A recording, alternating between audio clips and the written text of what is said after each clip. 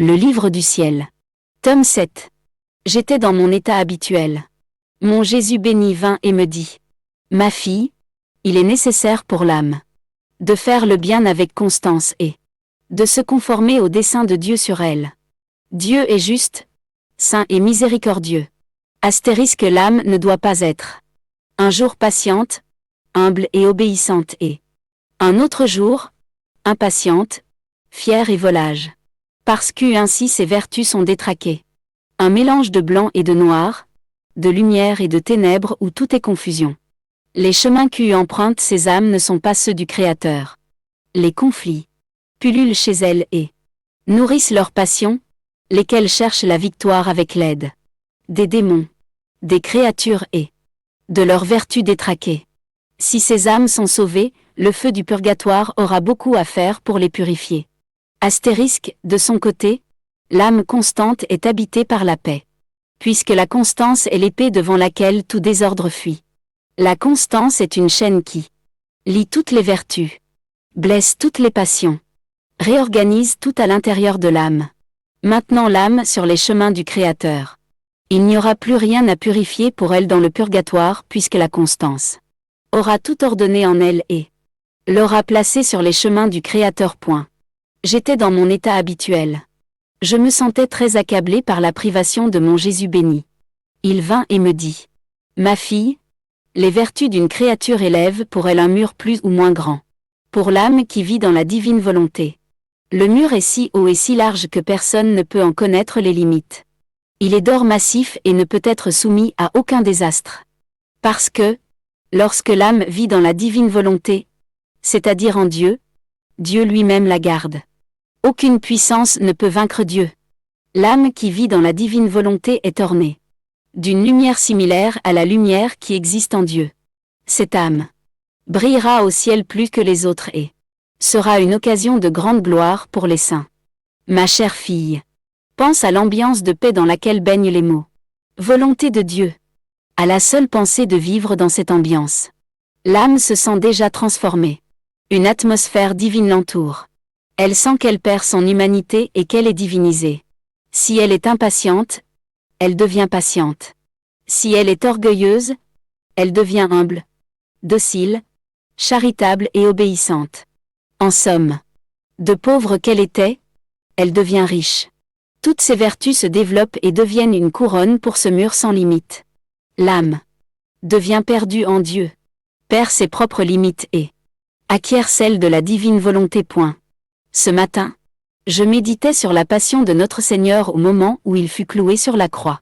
Pendant que je compatissais avec lui, Jésus béni me dit: Ma fille, non seulement mes mains et mes pieds furent cloués à la croix, mais aussi toutes les particules de mon humanité, de mon âme et de ma divinité. Tout fut cloué dans la volonté de mon Père. Parce que la crucifixion était voulue par lui, elle était nécessaire. En effet, qu'est le péché sinon de se retirer de la volonté de Dieu, de ce qui est bien et saint, et de se croire quelque chose en dehors de Dieu? Aussi, afin de réparer une si grande audace de la part des créatures et de détruire ces idoles qu'elles s'étaient faites d'elles-mêmes, je voulais, au coup de grands sacrifices, perdre entièrement ma volonté et vivre uniquement dans celle de mon Père. Ce matin, mon Jésus béni vint et me dit: Ma fille, le plus grand honneur qu'une créature puisse donner à Dieu en tant que son Créateur, c'est de dépendre totalement de sa volonté. Alors Dieu répand sa grâce en elle. Pendant que Jésus béni disait cela, une lumière émanait de lui, me faisant comprendre la manière dont sa grâce est communiquée à l'âme. Je l'ai compris ainsi. L'âme, par exemple, ressent l'anéantissement d'elle-même. Elle voit son néant, sa misère et son incapacité à faire même un soupçon de bien. Ensuite, pendant qu'elle est dans cet état, Dieu qui, par nature, est vérité et ne peut tromper ni être trompé, lui communique sa vérité. En tout, l'âme se voit exactement comme elle est, sans tromperie, sans ténèbres. Elle devient par grâce ce que Dieu est par nature. Elle sent du dédain pour les choses terrestres, voyant en elle instabilité, caducité et duperie. Pendant qu'elle est dans cet état, Dieu lui communique la grâce de l'amour vrai, de l'amour éternel. Il lui communique sa beauté et la séduit. Ainsi, elle devient remplie de l'amour et de la beauté de Dieu. En somme, alors que Dieu est par nature l'amour éternel, l'âme devient amour par grâce. Cette grâce l'incite à se prêter à l'action divine en elle. Quand elle accepte les vérités que Dieu lui communique et en fait sa nourriture, elle en prend possession. Je me disais intérieurement: Seigneur, manifeste ta volonté afin que je sache clairement si je dois ou ne dois pas être dans cet état. Qu'est-ce que tu vas perdre en disant oui ou en disant non? Pendant que je réfléchissais ainsi, Jésus béni se fit entendre en moi et me dit: Ma fille, je veux, moi aussi, que tu sortes de cet état de victime. Mais oh, pauvre enfant, si tu fais cela, es-tu en train de me dire de sortir de cet état, puis de ne pas le faire? Lui répliquai-je. Jésus, je vais t'expliquer cela. Force-toi, fais-toi violence, même si je ne dois pas donner suite à ta demande. Une fille qui est toujours avec son père doit connaître son tempérament. Elle doit connaître les temps et les causes de ses façons de faire. Elle doit réfléchir à tout et, si nécessaire, dissuader son père de lui donner tel ou tel ordre. Luisa, je ne l'ai pas fait parce que l'obéissance ne me le permet pas. Jésus, si la permission t'est donnée, pauvre confesseur s'il te la donne. Luisa, Seigneur, il semble que tu veux me mettre à l'épreuve. Devient confuse et je ne sais pas quoi faire. Jésus, je faisais juste m'amuser et jouer avec toi. Les époux ne s'amusent-ils pas ensemble? Étant dans mon état habituel, je me suis trouvé hors de mon corps auprès de mon Jésus béni qui s'est montré comme un jeune enfant extrêmement attristé. Je lui ai dit: Mon bien-aimé, dis-moi pourquoi tu souffres tant. Que puis-je faire pour te consoler? À l'instant, l'enfant Jésus se prosterna la face contre terre, priant pour que je puisse discerner sa volonté. En dépit de cela, je ne comprenais rien. Je relevai Jésus, le baisai plusieurs fois, et lui dis: Mon amour, je ne te comprends pas du tout. Veux-tu que je souffre la crucifixion? Il me répondit par la négative puis, me prenant par le bras, il releva la manche de ma chemise. Je lui ai demandé: Veux-tu que mon bras soit découvert? Je ressens beaucoup de répugnance à cela mais, par amour pour toi, je me soumets. Soudain, j'ai vu un homme de ma ville qui, désespéré, se suicidait. Jésus me dit: Je ne peux contenir tant d'amertume, reçois-en une par point. Il déversa un peu de son amertume dans ma bouche et j'accourus auprès de cet homme pour l'aider à se repentir de sa mauvaise action. J'ai vu les démons s'emparer de son âme et la placèrent sur un feu, la tournant encore et encore, comme s'il la rôtissait. 2 fois, j'ai réussi à le libérer. Puis, je suis revenu dans mon corps, implorant Jésus d'avoir pitié de cette âme malheureuse. Jésus béni revint avec une couronne remplie d'épines sur la tête. Elle était si fermement enfoncée que des épines pénétraient jusque dans sa bouche. Il me dit: Oh, ma chère fille! Beaucoup ne croient pas que les épines pénétrèrent jusqu'à l'intérieur de ma bouche. Mais j'ai voulu souffrir cela à cause de l'orgueil humain. Ceci est un grave péché blessant l'âme et empêchant Dieu d'y vivre. Cet orgueil va si loin que l'âme perd le sens d'elle-même, il tue le corps et l'âme. Tout ce qui précède, je l'ai écrit par obéissance uniquement. Après l'avoir lu, mon confesseur attesta qu'un homme s'était en effet suicidé dans la matinée. Étant dans mon état habituel, j'ai vu mon Jésus béni et plusieurs âmes du purgatoire. Elles étaient envoyées par Jésus pour aider des nations où plusieurs désastres étaient sur le point d'arriver. Maladies contagieuses, tremblements de terre et suicides. Tout cela, parce que l'homme, fatigué de lui-même et vivant sans Dieu, ne sent plus la force de vivre. Ce matin, mon Jésus béni n'était pas encore venu et je me disais: Seigneur, ne vois-tu pas à quel point, par ton absence, je me sens comme si la vie m'était enlevée? Tu me manques tant que je sens mon être se désintégrer. Oh, ne me refuse pas ce qui m'est absolument nécessaire. Je ne te demande pas des baisers, des caresses ou des faveurs, mais seulement ce qui m'est nécessaire. Pendant que je réfléchissais ainsi, je me suis sentie absorbée en Jésus. Mon être tout entier devint perdu en lui et je ne pouvais rien voir d'autre que ce que Jésus voulait que je voie. J'étais très heureuse. Je sentais toutes mes facultés endormies et calmes. Comme quelqu'un qui se trouverait dans les profondeurs de la mer et qui, s'il voulait voir, ne verrait que de l'eau. S'il essayait de parler, l'eau bloquerait ses paroles et pénétrerait même dans ses viscères. S'il voulait entendre, il n'entendrait que le murmure de l'eau qui pénétrerait dans ses oreilles. Tout cela, avec une différence. Dans la mer, on court le danger de perdre la vie et on ne peut se sentir heureux. En Dieu, au contraire, on acquiert toujours plus de vie divine et de bonheur. Ensuite, mon Jésus béni m'a dit, « Ma fille, si tu ne peux être sans moi, c'est un signe que, toi aussi, tu m'es nécessaire. Si quelqu'un a besoin d'un autre, c'est le signe que l'autre a besoin de lui. Ainsi, je sais quand je dois venir et quand tu as besoin de moi. Je sais combien est grand ton besoin de moi. Pendant que le besoin de moi grandit en toi, le besoin de toi grandit en moi, et je me dis, je vais vers elle pour donner du repos à mon amour. Et, ainsi, je viens. J'ai passé la matinée à me sentir mal. Parce que j'étais hors de mon corps et parce que je ne pouvais rien voir d'autre que du feu. La terre m'apparaissait comme ouverte, menaçant d'avaler les villes, les montagnes et les hommes. Il me semblait que le Seigneur voulait détruire la terre. Je pouvais voir 3 endroits différents, éloignés l'un de l'autre. L'un de ces endroits était situé en Italie et comportait 3 points qui ressemblaient à des bouches volcaniques. Il en sortait du feu pour engloutir des villes. Ailleurs, la terre s'ouvrait et de terribles tremblements de terre sévissaient. Je ne pouvais pas savoir si cela était en train de se produire ou si ces catastrophes étaient pour le futur. Combien de ruines partout! La cause principale de ces catastrophes était le péché. L'homme ne veut pas abandonner. Il se rebelle contre Dieu. Ainsi, Dieu dresse les éléments contre lui.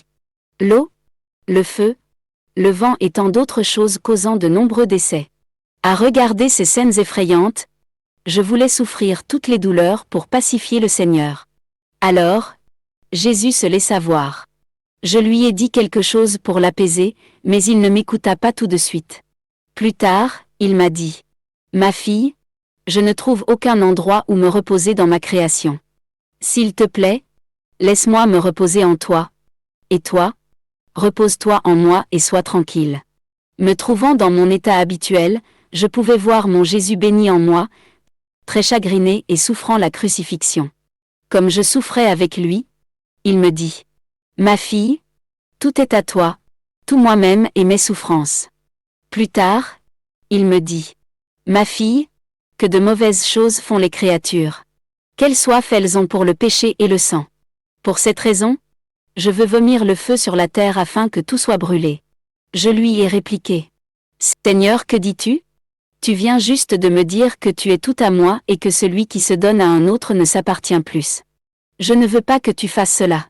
Si tu veux te satisfaire, fais-moi souffrir ce que tu voudras, je suis prête à tout. » Alors, j'ai senti Jésus en moi comme si je l'avais attaché. Il répéta plusieurs fois, « Laisse-moi le faire, parce que je ne peux plus me contenir point. » Je répondis, « Je ne le veux pas Seigneur, je ne le veux pas. » Pendant que je disais cela, j'ai senti mon cœur fondre de tendresse en voyant la bonté de Jésus envers mon âme pécheresse. J'ai compris beaucoup de choses à propos de sa divine bonté, mais je ne sais pas comment les exprimer. Étant dans mon état habituel, il me semblait voir des personnes réunies autour de mon lit. Elles voulaient que je voie les châtiments qui arrivaient dans le monde. C'étaient des tremblements de terre, des guerres et d'autres choses que je ne comprenais pas très bien. Elles me demandaient d'intercéder auprès du Seigneur pour qu'il ait pitié de tous. Elles me semblaient être des saints, mais je n'en suis pas sûre. Puis je me suis retrouvée hors de mon corps et j'ai entendu Jésus béni dire à ces gens, « Ne la tracassez pas et ne l'affligez pas en lui montrant ces scènes douloureuses. Laissez-la en paix avec moi. » Ils partirent et je continuai à penser à ce qui arrivait de par le monde. Pendant que j'étais encore hors de mon corps, j'ai vu un prêtre faisant un sermon sur les tremblements de terre et les autres événements que j'avais vus. Il disait, « Le Seigneur est très fâché et je crois que les châtiments ne sont pas près de finir point. » J'ai dit, « Qui sait si nous serons épargnés ?»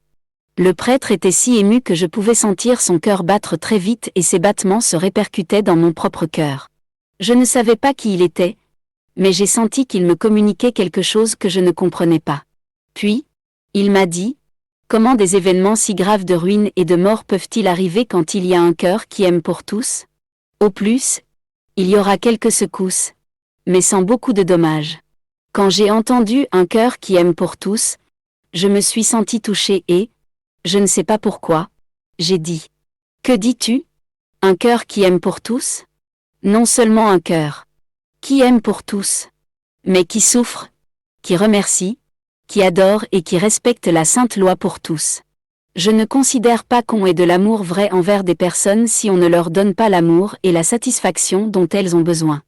Pendant qu'il m'écoutait, le prêtre devint plus ému et enflammé. Il vint plus près de moi avec un fort désir de m'embrasser. J'étais effrayée et j'ai ressenti de la peine d'avoir ainsi parlé. Mon cœur, influencé par ses battements, battait même plus fort que le sien. Le prêtre changea d'aspect et il me sembla qu'il était notre Seigneur, mais je n'en suis pas sûre. Alors que j'étais incapable de résister à ses embrassements, il me dit « Chaque matin, je viendrai te voir et nous déjeunerons ensemble. » J'étais dans cet état quand j'ai réintégré mon corps. Pendant que j'étais dans mon état habituel, Jésus vint, me remplit de sa présence et me dit « Ma fille, l'âme vidée d'elle-même est comme de l'eau, qui coule continuellement et qui s'arrête seulement quand elle est retournée au lieu où elle est venue. Étant sans couleur, l'eau peut recevoir toutes les couleurs qui se présentent à elle. Ainsi, l'âme vidée d'elle-même court toujours vers le centre divin d'où elle est venue et seulement quand elle est complètement remplie de Dieu, appartenant complètement à Dieu, parce qu'elle est vide de tout le reste. Rien de l'être divin ne lui échappe. Étant sans couleur, elle reçoit toutes les couleurs divines. Seulement l'âme vidée de tout, sauf de Dieu, comprend les choses en accord avec la divine vérité, par exemple, la valeur de la souffrance, l'importance des vertus et la nécessité d'adhérer à l'Éternel, ou encore que, pour aimer quelque chose, il est absolument nécessaire de détester les choses qui lui sont opposées. Seulement l'âme qui est vidée de tout, sauf de Dieu, peut arriver à un tel bonheur. J'étais affligée parce que je n'avais pas vu clairement mon aimable Jésus. Il me semblait que celui qui est ma vie ne m'aimait plus. Oh! Combien mon cœur se sentait lacéré. Je pleurais des larmes amères et ne savais pas quoi faire pour me libérer de ces pensées. J'ai dit à Jésus, « Même si tu ne m'aimes plus comme avant, je t'aimerai toujours davantage. » Après beaucoup d'attentes, Jésus vint. Prenant mes larmes, il les déposa sur son propre visage. Je ne savais pas pourquoi il faisait cela mais, plus tard, Jean ai compris la raison. C'était à cause de cette phrase que j'avais dite et qui m'amenait à l'aimer davantage. Heureux de cela, il m'a dit, « Quoi?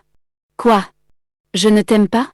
Je t'aime tant que je tiens compte même de tes larmes et que je les mets sur mon propre visage pour me plaire. » Plus tard, il ajouta, « Ma fille, je veux que tu sois plus exacte quand tu écris. Tout doit être dit. Tu omets parfois des choses qui seraient utiles pour d'autres points. » Entendant cela, je devins confuse, car il est vrai que parfois je n'écris pas tout.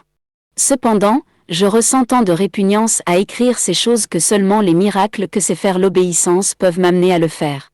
Par ma volonté seule, je serais incapable d'écrire même un mot.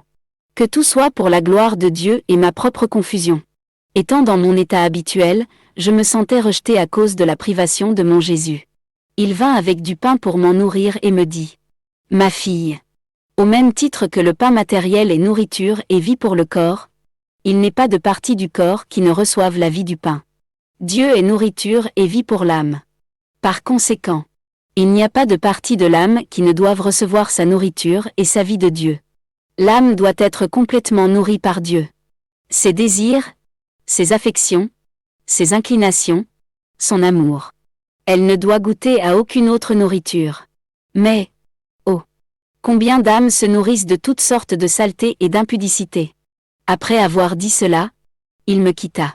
Plus tard, je me suis vue à l'intérieur d'une église où il y avait beaucoup de personnes qui disaient « Maudit, maudit », comme si elles avaient voulu maudire le Seigneur béni ainsi que les créatures. Je ne peux pas expliquer la signification de cela.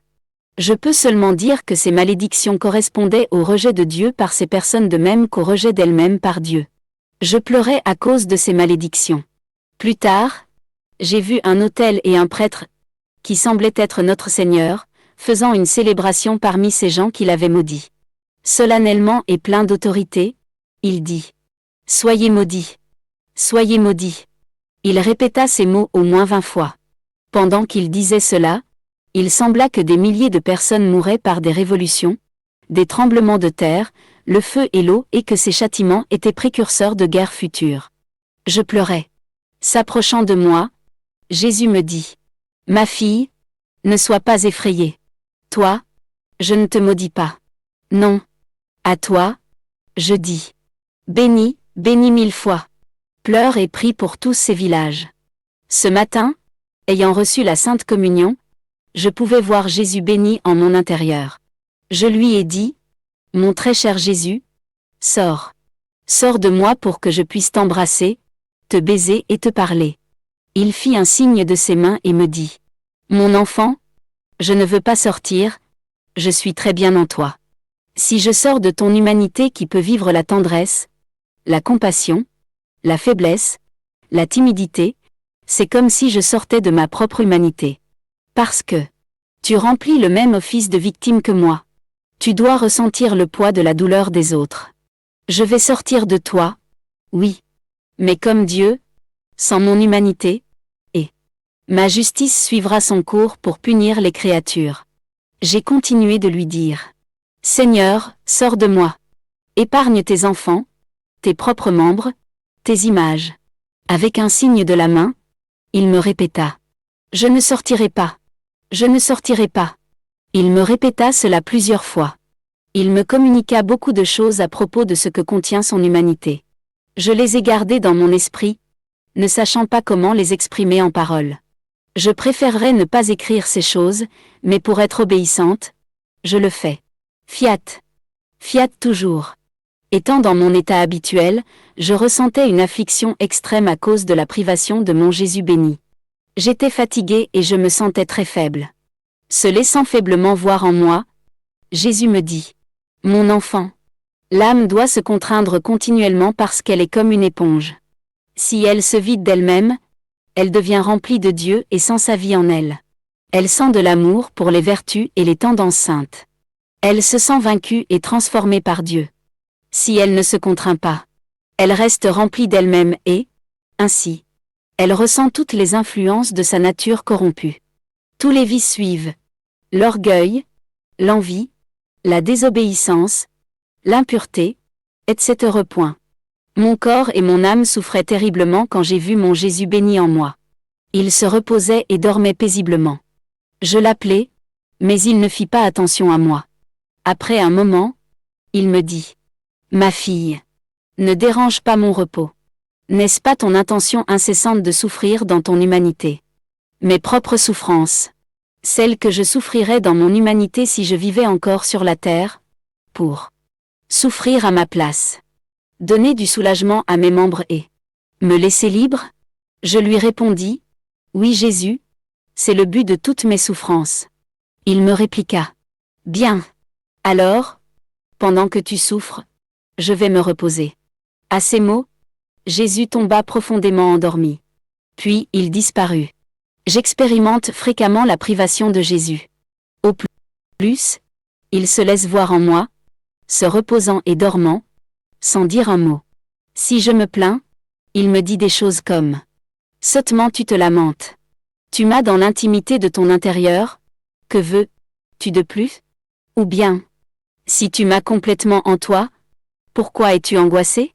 Peut-être que je ne te parle pas mais, à seulement se regarder l'un et l'autre, il y a une compréhension mutuelle. Ou encore, s'il ne vient pas me donner un baiser, une étreinte, une caresse et qu'il voit que je ne suis pas en paix. Il me réprimande sévèrement en me disant « Ton déplaisir me déplaît. Si tu ne te calmes pas, je te rendrai vraiment bouleversé.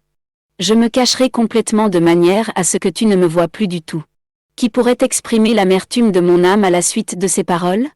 Il vaut mieux pour moi rester calme et continuer à vivre cet état de privation de Jésus. Ce matin, j'ai vu Jésus brièvement et je me suis senti hors de mon corps. Je ne peux pas dire si j'étais dans le paradis. Mais, cependant, les saints étaient tout rayonnants et remplis d'amour. Même s'il était tout rempli d'amour, l'amour que l'un manifestait était distinct de l'amour de l'autre. De plus, me trouvant au milieu d'eux, je voulais les surpasser tous pour me distinguer en amour. Mon cœur jaloux ne voulait pas souffrir de voir les autres m'égaler. Je voulais être la première en amour. Parce qu'il me semblait que l'âme qui aime le plus est plus près de Dieu et qu'elle est la plus aimée de lui. Oh, l'âme devrait tout donner, sans s'inquiéter de la vie ou de la mort. Faire tous les excès dans son intention d'être plus près de Dieu, pour être aimé un peu plus que les autres de l'être suprême. Puis une force irrésistible me ramena à mon corps. Après une longue attente, mon Jésus béni vint et me dit : « Ma fille, on peut dire que la divinité est la conséquence de l'amour. L'amour l'a fait se générer et créer. L'amour est l'âme de toutes ces opérations. Si la divinité n'avait pas l'amour, elle ne pourrait pas produire. Elle n'aurait pas la vie. La créature n'est rien d'autre qu'une étincelle du grand feu de l'amour de Dieu. Elle reçoit de cette étincelle sa vie et son aptitude pour le travail. Cependant, tout n'utilise pas cette étincelle. Pour aimer, faire ce qui est beau, bon et complet. Beaucoup s'en servent plutôt pour leur amour-propre, l'amour des créatures, l'amour des richesses, et même l'amour des choses bestiales, au plus grand des plaisirs de leur Créateur. Ayant tiré ces étincelles de son grand feu, le Créateur languit de les voir revenir vers lui, magnifiées et comme autant d'images de sa vie divine. Ah! Combien peu correspondent à ces attentes de leur Créateur. Ma très chère fille, aime-moi. Que même ta respiration soit un acte continuel d'amour pour moi. Ainsi, ton étincelle formera un petit feu et donnera une cible à l'amour de ton Créateur. Je ressentais une intense souffrance à la fois dans mon âme et dans mon corps. Je me sentais consumée par une grande fièvre qui brûlait ma chair au point de me faire vivre des instants d'évanouissement. Je me sentais mourir parce que mon Jésus béni ne venait pas. Je quittais mon corps. J'étais clouée sur la croix. Non seulement mes mains et mes pieds étaient cloués comme les autres fois, mais aussi chacun de mes os avait son clou. Je pouvais voir mon Jésus béni à l'intérieur d'une grande lumière. Mais, oh, combien de douleurs je souffrais. Même dans mes plus petits mouvements, je me sentais déchirée par les clous. Chaque instant, j'avais le sentiment que j'allais mourir. J'étais plongée dans la divine volonté, qui m'apparaissait être la clé, ouvrant tous les trésors divins. Cela me donnait la force de non seulement me maintenir dans cet état de souffrance, mais d'y être heureuse. Les clous semblaient produire du feu. Toute plongée dans ce feu, je brûlais. Mon Jésus béni me vit et eut pitié. Il me dit : « Ma fille, tout doit être réduit à une simple flamme. Une fois purifiée, cette flamme produit une lumière pure, comme celle du soleil, similaire à celle qui m'entoure. Ainsi transformée en lumière, l'âme est toute proche de la lumière divine. Plus encore, ma lumière absorbe la sienne et l'amène au ciel. Donc, courage. C'est la crucifixion complète de l'âme et du corps que tu vis présentement. Ne vois-tu pas que ta lumière est prête à se joindre à la mienne? Qui veut l'absorber totalement? » Pendant que Jésus disait cela, j'ai découvert en moi une grande flamme. De cette grande flamme sortit une petite flamme lumineuse, prête à prendre son envol vers le ciel. Qui pourrait exprimer mon bonheur? De penser qu'en mourant je pourrais, pour toujours, être avec ma vie et mon centre, avec mon suprême et seul bien? Je peux dire que j'ai senti le paradis par avance. J'étais dans mon état et ma souffrance habituelle. Mon Jésus béni vint et me couvrit d'un vêtement bien orné, sans couture ni ouverture. Il me dit : « Ma bien-aimée, ce vêtement est similaire au mien. Je t'en ai revêtu. Parce que je t'ai choisi comme victime et parce que tu as participé aux douleurs de ma passion. Ce vêtement protège contre le monde. N'ayant ni couture, ni ouverture, rien ne peut le traverser. À cause de tous ces abus, le monde ne mérite pas d'être couvert de ce vêtement et je lui ferai sentir le poids de la colère divine. Je suis sur le point d'ouvrir ce vêtement que je porte pour pouvoir laisser libre cours à ma justice. Je continuais de me sentir malade. J'ai exprimé à mon confesseur ma difficulté vis-à-vis de l'obéissance et mon désir de quitter la vie présente. Ô Dieu saint, tu es le seul à savoir ce que je vis. Je meurs continuellement. Ma seule consolation serait de mourir définitivement pour me retrouver avec toi seul. Mais le confesseur m'a dit qu'il ne pouvait pas me permettre de demander cela à notre Seigneur. Quelle souffrance amère! Ô obéissance, comme tu es terrible! Tu te fais toujours un cruel tyran. Tu me veux continuellement mourante, sans me permettre de vivre tout de suite en compagnie de Dieu dans la vie éternelle. Plus tard, me trouvant hors de mon corps, j'ai vu notre Seigneur avec mon confesseur. Ce dernier demandait à Jésus de ne pas me laisser mourir. Effrayé que Jésus écoute mon confesseur, j'ai commencé à pleurer.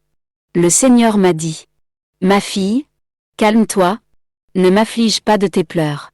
J'ai toutes les raisons de vouloir t'amener avec moi vu que je veux châtier le monde et que je suis lié et incapable de faire ce que je veux à cause de toi et de tes souffrances. Le confesseur a ses raisons de te garder sur la terre. En effet, qu'arrivera-t-il du monde dans l'état où il se trouve? Qu'en adviendra-t-il si personne ne le protège? Courage. De la manière dont vont les choses, je suis plus incliné à t'écouter que ton confesseur. De plus, moi, je saurai comment changer sa volonté. Ensuite, j'ai réintégré mon corps. Je n'ai pas pensé devoir écrire ces choses, cela ne me semblant pas nécessaire. En effet, puisque le confesseur était avec notre Seigneur, j'étais convaincu qu'il savait tout ce qui s'était dit. Ayant lu ce que j'ai écrit hier, mon confesseur était inquiet. Car il voulait absolument que je m'oppose au Seigneur et que je lui dise que l'obéissance ne voulait pas que je meure. Cependant, je me sentais mal, car la privation de Jésus béni me brûlait vivante et me faisait languir après le ciel. Ma petite humanité se révoltait contre l'obéissance. Je sentais ma pauvre âme écrasée sous son énorme pesanteur. Je ne savais pas quoi décider. Notre Seigneur vint. Dans ses mains, il tenait un arc de lumière. De cet arc s'échappa une flèche. L'arc de lumière demeurait absorbé en Jésus. Ensuite, Jésus disparut sans me donner le temps de lui dire ce que l'obéissance voulait que je dise. J'ai compris que l'arc était mon âme et que la flèche était la mort à laquelle j'aspirais. Je me trouvais dans mon état habituel. Le confesseur vint et insista pour maintenir son ordre que je ne demande pas à Jésus de mourir. Plus tard, Jésus vint sous la forme d'un enfant et je lui ai manifesté mes doutes concernant tout ce que mon confesseur m'avait dit au sujet de l'obéissance. Pendant qu'il me caressait et avait pitié de moi, il me donna des baisers. Par ces baisers, il infusa en moi le courage de continuer de vivre. Par la suite, j'ai senti un renouveau de vigueur dans mon humanité. Dieu seul peut comprendre la douleur mentale que je vis et que je ne sais vraiment pas décrire. J'espère au moins que le Seigneur me donnera de meilleurs éclaircissements concernant ce type d'obéissance, qu'il me pardonnera si, par ma douleur, je dis des stupidités. Étant dans mon état habituel, Jésus vint et me dit: Ma fille, je veux vraiment t'amener au paradis parce que je veux être libre d'agir à ma guise dans le monde. Il me semblait que Jésus voulait me tenter, vu que l'obéissance le voulait autrement. Pendant que je pensais ainsi, Jésus me montra un anneau très beau et très brillant qu'il tenait dans sa main. Sur cet anneau se trouvait une pierre précieuse blanche à laquelle pendaient beaucoup d'anneaux d'or entrelacés, qui ornaient merveilleusement la main de notre Seigneur. Il se promenait fièrement en montrant cet anneau, tellement il lui plaisait. Ensuite, il dit: Tu l'as fait pour moi dans les derniers jours avec tes souffrances, je t'en prépare un plus beau encore. Ayant reçu la Sainte Communion, je me sentais dans une union très intime avec mon bien-aimé Jésus. Pendant qu'il m'embrassait, je reposais en lui et lui en moi. Après quelque temps, il me dit: Ma très chère, l'âme qui vit dans ma volonté se repose parce que la divine volonté fait tout pour elle. Moi, pendant que je travaille pour elle, je trouve aussi mon plus grand repos. Ainsi, la divine volonté est le repos pour Dieu et pour l'âme. Pendant que l'âme se repose dans ma volonté, elle est toujours attachée à ma bouche, recevant la vie divine qui constitue sa continuelle nourriture. La volonté de Dieu est le paradis de l'âme sur la terre et l'âme qui vit dans la divine volonté est le paradis de Dieu. La volonté de Dieu est l'unique clé, ouvrant les trésors divins et donnant à l'âme la familiarité dans la maison de Dieu, comme si elle en était la propriétaire. Qui pourrait dire tout ce que j'ai compris concernant la divine volonté? Ô divine volonté, comme tu es admirable, aimable, désirable et belle. Me trouver en toi me fait ressentir la perte de mes propres misères et de tous mes maux. Par toi, je deviens un être nouveau, muni de tous les biens divins. Me trouvant dans mon état habituel, Jésus vint brièvement et me dit: Ma fille, Celui qui se donne tout à moi mérite que je me donne tout à lui. Je suis tout à sa disposition. Cependant, moi, je ne lui avais rien demandé, je lui avais seulement dit. Mon très cher, je ne veux rien sinon toi seul. Tu es assez pour moi car, quand je t'ai, j'ai tout point. Jésus ajouta, tu as très bien su demander, puisque tu ne désires rien, tu as tout. Après avoir grandement souffert à attendre Jésus, je me sentais fatigué et sans force. Jésus vint et me dit, ma fille, tout ce qui est souffrance pour la créature est comme une lance qui transperce la créature d'un bout et touche Dieu de l'autre. Et, à chaque fois qu'il se sent ainsi touché, Dieu donne quelque chose de sa divinité à la créature. Ce matin, j'ai vu mon Jésus béni avec une clé à la main. Il m'a dit, ma fille, cette clé est celle de ma volonté. Il convient que ceux qui vivent dans ma volonté aient cette clé pour ouvrir et fermer mes trésors selon leur bon plaisir. Tous mes trésors leur sont disponibles. Car, en vivant dans ma volonté, ils en prennent soin plus que s'il était leur tout ce qui est à moi est à eux. Ils ne gaspillent pas mes trésors. Ils savent en donner aux autres et ils savent ce qui peut me donner honneur et gloire. Voilà donc pourquoi je te donne cette clé. Sois prudente avec mes trésors. Pendant que Jésus disait cela, je me suis senti tout immergé dans la divine volonté. Je ne pouvais rien voir d'autre. J'ai passé toute la journée dans le paradis de cette divine volonté. Quel bonheur! Quelle joie! Pendant la nuit, alors que je poursuivais dans cette ambiance, le Seigneur me dit, « Vois, ma très chère, il n'y a pas de grâce qui soit donnée au ciel ou sur la terre, sans que ceux qui vivent dans ma volonté ne soient les premiers à la recevoir. Cela est nature, parce que celui qui vit dans la maison du Père regorge de tous ses biens. Si ceux qui vivent à l'extérieur de ma volonté reçoivent quelque chose, c'est en vertu de ceux qui vivent à l'intérieur. Point. Mon Jésus béni me dit, « Ma fille, les actions humaines, même celles dites saintes, sont remplies de ténèbres, si elles ne sont pas faites avec l'intention précise de me plaire. Cependant, quand elles sont faites, avec rectitude et avec l'intention de me plaire, elles me parviennent pleines de lumière, car l'intention purifie l'action. » Ce matin, pendant que je voyais mon adorable Jésus cloué à la croix, je me questionnais intérieurement. Quelles pouvaient être les pensées de Jésus quand il reçut la croix? Jésus me dit, « Ma fille, j'ai embrassé la croix comme si elle était mon plus cher trésor. Par la croix, j'ai donné une dot aux âmes, je l'ai épousée. Ensuite, en regardant la croix, en observant sa longueur et sa largeur, j'ai pris plaisir en elle parce que j'y ai vu suffisamment de dot pour toutes mes épouses. De plus, aucune d'elles ne pouvait craindre de me marier, parce que j'avais la croix dans mes mains, c'est-à-dire le prix de leur dot. Je marie l'âme à une seule condition, qu'elle accepte les petits cadeaux que je lui donne, c'est-à-dire les croix. C'est là le signe qu'elle m'accepte comme époux. Alors le mariage se fait et la dot est remise à l'âme. Si, au contraire, l'âme n'accepte pas mes petits cadeaux, c'est-à-dire, si elle ne se résigne pas à ma volonté, tout est annulé. Même si je veux lui faire une dot, je ne le peux pas. Pour le mariage, il est nécessaire que les deux parties, l'âme et moi, nous soyons d'accord. Si l'âme n'accepte pas mes cadeaux, cela signifie qu'elle n'accepte pas mes fiançailles. Point. Me trouvant dans mon état habituel, mon Jésus béni vint brièvement. Quand je l'ai vu, je l'ai embrassé très fort, comme si je voulais l'enfermer dans mon cœur. Au même moment, j'ai vu autour de mon lit quelques personnes qui disaient « Regardez comme elle est audacieuse. Quelle liberté elle prend. Alors qu'elle est traitée avec autant de confiance, elle n'a pas l'estime, l'appréciation et le respect qu'elle devrait avoir. Point. » Entendant cela, j'ai rougi d'embarras. Mais je ne pouvais pas changer mon attitude. Le Seigneur leur dit, « On aime un objet en vérité seulement si on veut en prendre possession. Quand on ne veut pas en prendre possession, c'est qu'on ne l'aime pas vraiment. Quand on n'apprécie pas une chose, on n'a pour elle ni estime ni respect. Par exemple, si une personne aime la richesse, elle manifeste beaucoup d'estime pour elle, un grand respect pour les personnes riches et un grand désir de posséder la richesse. Si, à elle opposée, une personne n'aime pas la richesse, juste d'en parler lui cause de l'ennui. Il en va ainsi pour ce qui est de l'amour de toute chose. Ainsi, Plutôt que d'être critiquée, elle mérite d'être louangée. Le fait qu'elle veuille me posséder signifie qu'elle m'aime, m'apprécie et me respecte. J'étais dans mon état habituel. Mon Jésus béni vint, m'embrassa et me dit: Ma fille, la simplicité est à la vertu ce que les épices sont à la nourriture. Pour l'âme qui est franche et simple, il n'y a pas de clé ou de porte pour entrer en moi ou moi en elle.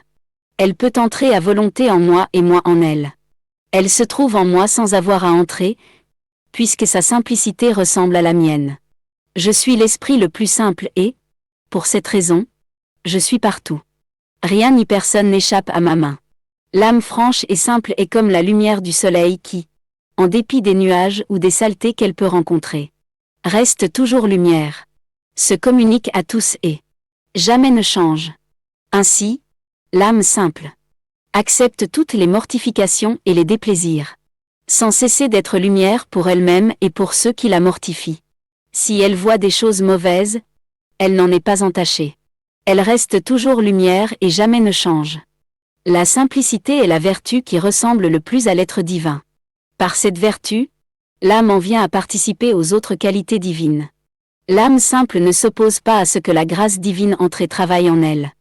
Parce que, étant lumière, elle s'unit facilement à la lumière divine et se transforme en elle. Qui pourrait dire tout ce que j'ai ainsi compris concernant la simplicité? Je me sens comme immergé dans une mer de connaissances. Je n'écris que quelques gouttes de ce que je perçois et je le fais d'une manière incomplète. Que Dieu soit remercié et loué pour tout. Ce matin, je me sentais fatigué et attristé par la privation de mon Jésus béni. Il vint brièvement et me dit: Ma fille, pour celui qui veut atteindre la fin, il est nécessaire de toujours courir et de ne jamais s'arrêter. Courir rend le trajet plus facile. Plus on court, plus on s'approche rapidement de l'objectif poursuivi. De plus, aidé par la grâce, on ne sent pas la lassitude de la route. C'est tout l'opposé pour celui qui ne court pas. En ralentissant sa marche, il sent la fatigue et perd sa force pour continuer. En tardant, il perd de vue la fin de son voyage, c'est-à-dire le bien suprême. Il se sent exténué et découragé. De plus, il perd la grâce. Car, par le fait qu'il ne court pas, celle-ci ne lui est pas donnée en vain. Sa vie devient insupportable parce que l'oisiveté produit l'inertie. Étant dans mon état habituel, mon Jésus béni vint et me dit: Ma fille, à celui qui, par amour pour moi, sait se priver de petits plaisirs pendant cette vie, je donnerai davantage de béatitude dans l'autre vie. Moins il a de plaisir ici, plus il y en aura là-bas. Compte le nombre de privations que tu as souffertes à cause de moi durant ces 30 dernières années au lit. À cause d'elle, combien plus de béatitude je te donnerai au ciel. Je lui répondis: Mon seul bien? Que dis-tu? Je me sens honoré et endetté envers toi parce que tu me donnes l'occasion de me priver par amour pour toi. Et tu dis que tu vas me donner beaucoup de béatitude? Il reprit: C'est exactement cela. Étant dans mon état habituel, j'ai vu mon adorable Jésus tenant dans sa main une croix toute couverte de perles blanches. Il la plaça sur ma poitrine et, immédiatement, elle pénétra mon cœur et y demeura comme dans un sanctuaire. Il me dit: Ma fille, la croix est un trésor. L'âme est la place la plus sécuritaire pour garder ce très précieux trésor. Cette place est la plus sûre quand, par sa patience, par sa résignation et par ses autres vertus, l'âme est devenue apte à recevoir ce trésor. Les vertus, spécialement la patience, sont des verrous protégeant l'âme des voleurs. Ce matin, alors que j'étais hors de mon corps, j'ai vu quelques prêtres voués à des activités scientifiques et humaines non nécessaires à leur état de vie. De plus, leurs agissements étaient marqués d'esprit de rébellion à leurs supérieurs. D'un ton angoissé, notre Seigneur me dit: Ma fille, les activités scientifiques et humaines ne sont pas l'affaire des prêtres. Une seconde nature boueuse et putride se forme en eux, les œuvres, même saintes, qui proviennent de ces activités. Puis tellement qu'elles me donnent une nausée intolérable. Prie et répare pour ces offenses, car je suis dégoûté. Ce matin, j'entreprenais ma journée de règlement de compte, c'est-à-dire de préparation à la mort.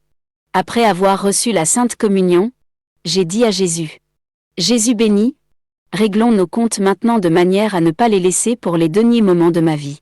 Présentement, je ne connais pas mon vrai état parce que je ne réfléchis pas sur moi-même.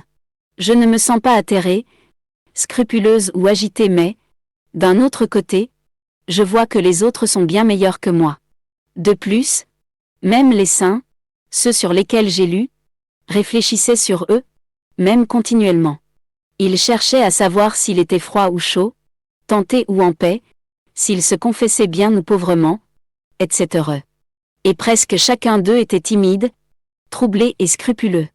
Pourtant, je te donne toute mon attention et mon amour, car je ne veux pas t'offenser. Le reste, je ne m'en préoccupe pas. Et quand, d'un ferme propos, je veux m'examiner, une voix intérieure me fait des reproches et me dit : veux-tu donc gaspiller ton temps ? Ne te préoccupe que des choses de Dieu. Ainsi, je ne sais pas dans quel état je me trouve, froid ou chaud. Si quelqu'un me demandait de donner une évaluation de moi-même, je ne saurais que répondre. Par conséquent, réglons nos comptes maintenant afin de pouvoir remédier à tout.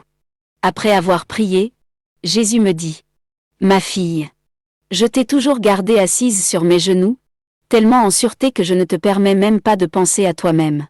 Tu es comme un petit enfant sur les genoux de son père. Tantôt il le caresse, tantôt il le baise. Si, sans prudence, le petit enfant se souille, le père le nettoie parce que l'enfant n'est pas conscient de sa conduite. D'autre part, quand le petit enfant voit que son père est affligé, il le console et sèche ses larmes. S'il voit que son père est irrité, il le calme. En somme, le père est la vie du petit enfant et le petit enfant est la consolation et la vie du père. Pendant ce temps, les autres enfants, les plus vieux, doivent s'occuper de nettoyer la maison, ils doivent se laver et s'occuper des autres besognes. Je fais ainsi avec toi. Je te traite comme mon petit enfant. Je te garde si intimement uni à moi que je ne te permets pas de te sentir toi-même. J'ai soin de tout ce qui est à toi. Je te lave si tu t'es souillé, te nourris si tu as faim. J'y pourvois à tout, de sorte que tu ne sais même pas quels sont tes besoins. T'avoir intimement près de moi est une grâce que je te donne. De telle sorte que tu es libéré de beaucoup de défauts. En conséquence, tu dois uniquement penser à faire le travail que je t'assigne et ne te préoccuper de rien d'autre. Me trouvant hors de mon corps, je me suis vue avec Jésus bébé. Nous étions avec diverses personnes. Jésus me dit : ma fille, tous les travaux, les paroles et les pensées des créatures devraient être estampillés du sceau At Gloriam Dei. Tous les travaux, les paroles et les pensées, qui ne sont pas ainsi marqués demeurent dans la noirceur. Ils sont ensevelis dans les ténèbres et n'ont aucune valeur. La créature ne fait alors qu'accumuler ténèbres et horreurs. En ne travaillant pas pour la gloire de Dieu, elle s'éloigne du but pour lequel elle a été créée. Elle reste séparée de Dieu et abandonnée à elle-même.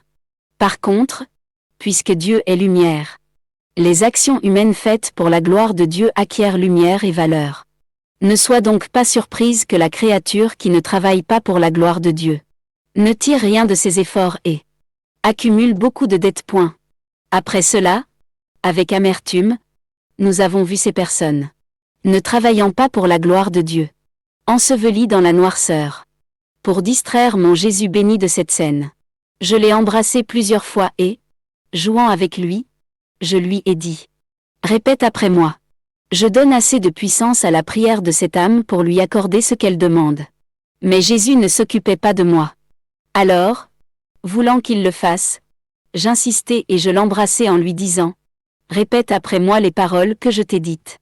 À la suite de mon insistance, il me semble que Jésus les a dites. Puis, je me suis retrouvée dans mon corps, étonnée et embarrassée de mon audace. Je réfléchissais sur l'état dans lequel je me trouvais, où tout me semblait paix, amour et bonté. Rien ne me dérangeait. Comme cet état était dépourvu de péché, je me suis dit : qu'en sera-t-il au temps de ma mort si la situation actuelle change et que tout soit inversé, c'est-à-dire que tout ce que j'ai fait n'ait été qu'une chaîne de mots. Pendant que je pensais à cela, Jésus me dit : ma fille, il semble que tu veux perturber le repos que je vis en toi. D'où viennent ta patience, ta persévérance et ta paix ? De toi ou de celui qui vit en toi ? Seulement moi possède ces dons. Astérisque si c'était la nature ou le démon, qui intervenait en toi. Astérisque, ton âme se sentirait tyrannisée par des changements continuels. À un moment, elle se sentirait dominée par un amour. Plus tard, par un autre. À un moment, elle se sentirait patiente et, au moment d'après, elle se sentirait fâchée, et ainsi de suite. En somme, ta pauvre âme serait comme un roseau agité par un fort vent toujours changeant. Oh, ma fille! Où il n'y a pas Dieu. Il n'y a pas de continuité et de vraie bonté. Ne viens donc pas déranger ton propre repos et le mien, mais remercie avec moi. Ce matin, je me suis retrouvée hors de mon corps. J'ai pu voir Jésus bébé comme dans un miroir à multiples facettes. Dans chaque facette, je pouvais très bien l'observer. Je pouvais de ma main l'inviter vers moi et il pouvait lui aussi m'appeler pour que j'aille à lui. Pendant que nous faisions ainsi, j'ai vu plusieurs personnes dévotes ainsi que des prêtres se placer entre Jésus et moi. Tous parlaient en mal de moi, mais je ne faisais pas attention à eux. Mes yeux demeuraient tournés vers mon doux Jésus. Jésus sortit rapidement du jeu de miroir dans le but de punir les personnes qui parlaient en mal de moi. Il leur dit que personne ne la touche car, quand on touche à quelqu'un que j'aime, je me sens plus insulté que si c'était moi qu'on touchait directement. Je vais tout vous faire voir que je sais défendre l'innocence de quiconque s'est donné totalement à moi. Pendant que d'un bras il m'embrassait, de l'autre il les menaçait. Mais moi, n'attachant aucune importance à ce que ces gens disaient, je me sentais ennuyé que Jésus veuille les punir à cause de moi. Je lui ai dit, ma douce vie, je ne veux pas que quelqu'un souffre à cause de moi. Je saurai que tu m'aimes si tu te calmes et ne les punis pas. Cela me plairait, mais non pas l'autre manière. Par la suite, il me sembla que Jésus s'était calmé. Il m'éloigna de ces personnes et me fit revenir à mon corps. Puis, je l'ai revu, non plus comme un bébé, mais comme le crucifié.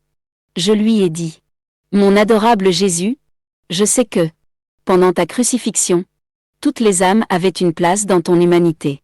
S'il te plaît, dis-moi quelle était ma place? Où étais-je? Jésus répondit, ma fille, les âmes aimantes étaient dans mon cœur. Mais toi, qui aidais à la rédemption par ton état de victime, je t'avais aussi dans tous mes membres comme ma consolation. Le confesseur m'avait dit que le supérieur voulait que personne ne vienne me visiter afin que je ne sois pas distraite. Je lui ai dit que cette consigne m'avait été donnée plusieurs fois auparavant. Elle était respectée pour un temps, mais rapidement oubliée. Si on veut me donner la consigne de ne pas parler, chacun devra être forcé de rester éloigné de moi. Ayant reçu la Sainte Communion, j'ai dit au Seigneur, s'il te plaît, j'aimerais savoir comment ces choses doivent fonctionner. Tu connais l'état de violence dans lequel je me trouve quand je suis avec les gens. Je ne suis en paix qu'avec toi seul. D'ailleurs, je ne comprends pas pourquoi les gens veulent être avec moi, vu que je ne suis qu'une simple paysanne et que je ne fais rien pour les attirer. Plutôt, je désire ardemment être laissée toujours seule. Jésus me répondit, ma fille, la vérité claire, simple et pure est un grand aimant pour attirer les cœurs, les disposant à affronter tous les sacrifices par égard. Pour la vérité et pour les personnes qui la disent.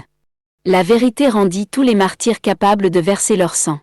La vérité a donné aux saints la force de maintenir une vie pure et chaste au milieu de tant de batailles. C'est la vérité pure, simple et désintéressée qui fait que les gens veulent venir à moi. Ah, ma fille, comme il est difficile de trouver quelqu'un qui sait manifester la vérité toute nue. Même parmi le clergé, les religieux et les âmes dévotes. Dans leurs discours et leurs travaux, il y a toujours quelque chose d'humain et d'intéressé voilant la vérité. Ainsi, la personne qui écoute n'est pas atteinte par la vérité elle-même, mais par quelque autre intérêt humain qui la falsifie. En conséquence, l'auditeur ne reçoit pas les grâces attachées à la vérité. C'est la raison pour tant de confessions sont gaspillées, profanées et sans fruit. Je ne refuse pas de donner la lumière de la vérité aux gens, mais ils ne la reçoivent pas. On croit que si on dit la vérité nue, on perdra son prestige. On ne sera plus aimé. On n'aura plus les satisfactions humaines qu'on recherche et que ses intérêts seront compromis. Oh, comme on est dans l'erreur. Quiconque laisse tout par amour pour la vérité aura une surabondance de tout et recevra plus que les autres. En conséquence, chaque fois que tu le peux, Ne manque pas de dire la vérité pure et simple. Cependant, tu dois toujours être obéissante à celui qui te dirige quand se présente pour toi l'occasion de manifester la vérité. Pour ma part, en ce qui concerne la charité, je constate que Jean est souvent parlé d'une manière voilée. Et, en ce qui concerne l'ordre qu'on m'a donné d'écrire tout dans les menus détails, j'ai l'impression que je n'ai pas toujours obéi. Ayant interrogé notre Seigneur à ce propos, il m'a dit que j'avais bien parlé, parce que quiconque voit ses défauts est sur la bonne voie.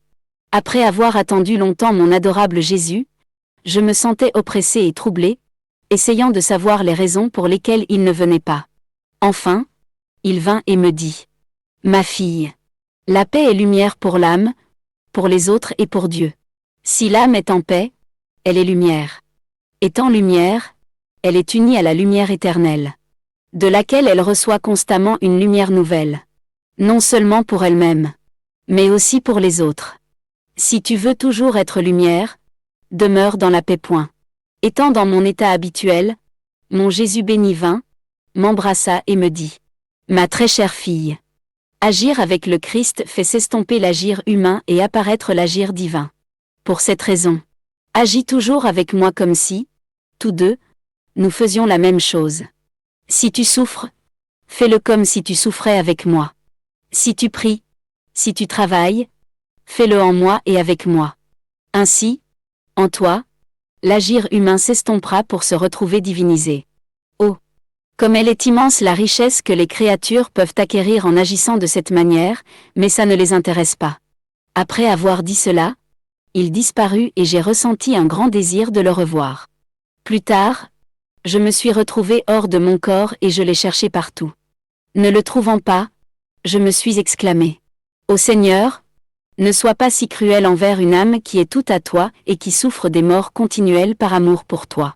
Vois, mon âme te cherche et, ne te trouvant pas, meurt continuellement parce que tu es la vie de sa volonté. Ma respiration, mes battements de cœur, ma mémoire, mon intelligence. Tout en moi vit des morts cruelles continuelles.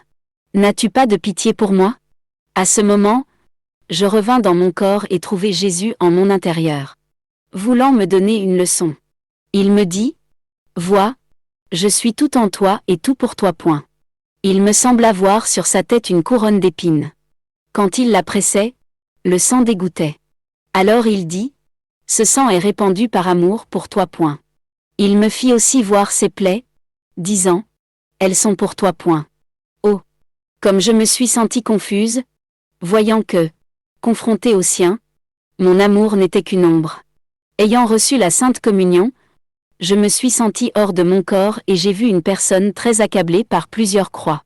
Mon Jésus béni me dit : « Dis-lui que, pendant qu'elle souffre, elle peut se servir de ses souffrances pour soigner et guérir mes plaies. Tantôt elle soignera mon côté, tantôt ma tête, tantôt mes mains et tantôt mes pieds. Toutes ces plaies sont douloureuses et irritées à cause des grandes offenses des créatures. Dis-lui que c'est un grand honneur que je lui fais ainsi.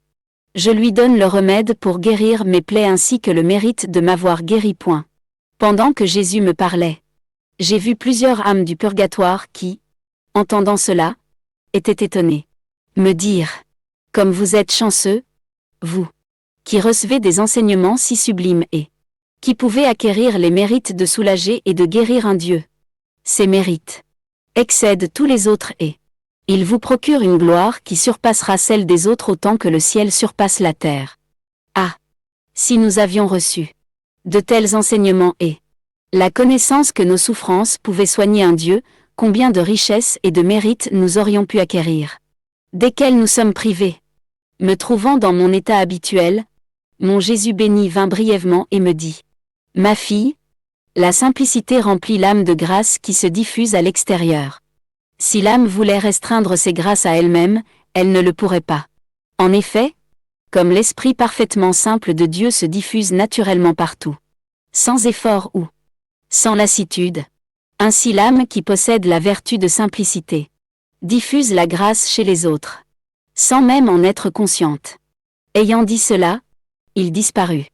Ayant reçu la permission de dire quelques mots dans l'éventualité où quelqu'un viendrait, j'étais effrayée d'avoir manqué à l'obéissance, vu que Jésus n'était pas venu. Qui pourrait comprendre la douleur de mon âme en pensant que j'avais commis un péché? Être privé de lui est toujours une cruelle douleur. Mais la pensée d'avoir peut-être commis une faute me donna un tourment plus terrible encore. Je me suis sentie délirer dans le désespoir, comme si j'étais morte d'une commotion.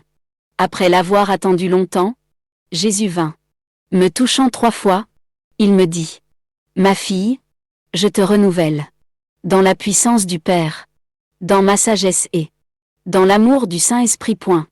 Je ne peux pas expliquer comment je me suis alors sentie et ce que j'ai expérimenté.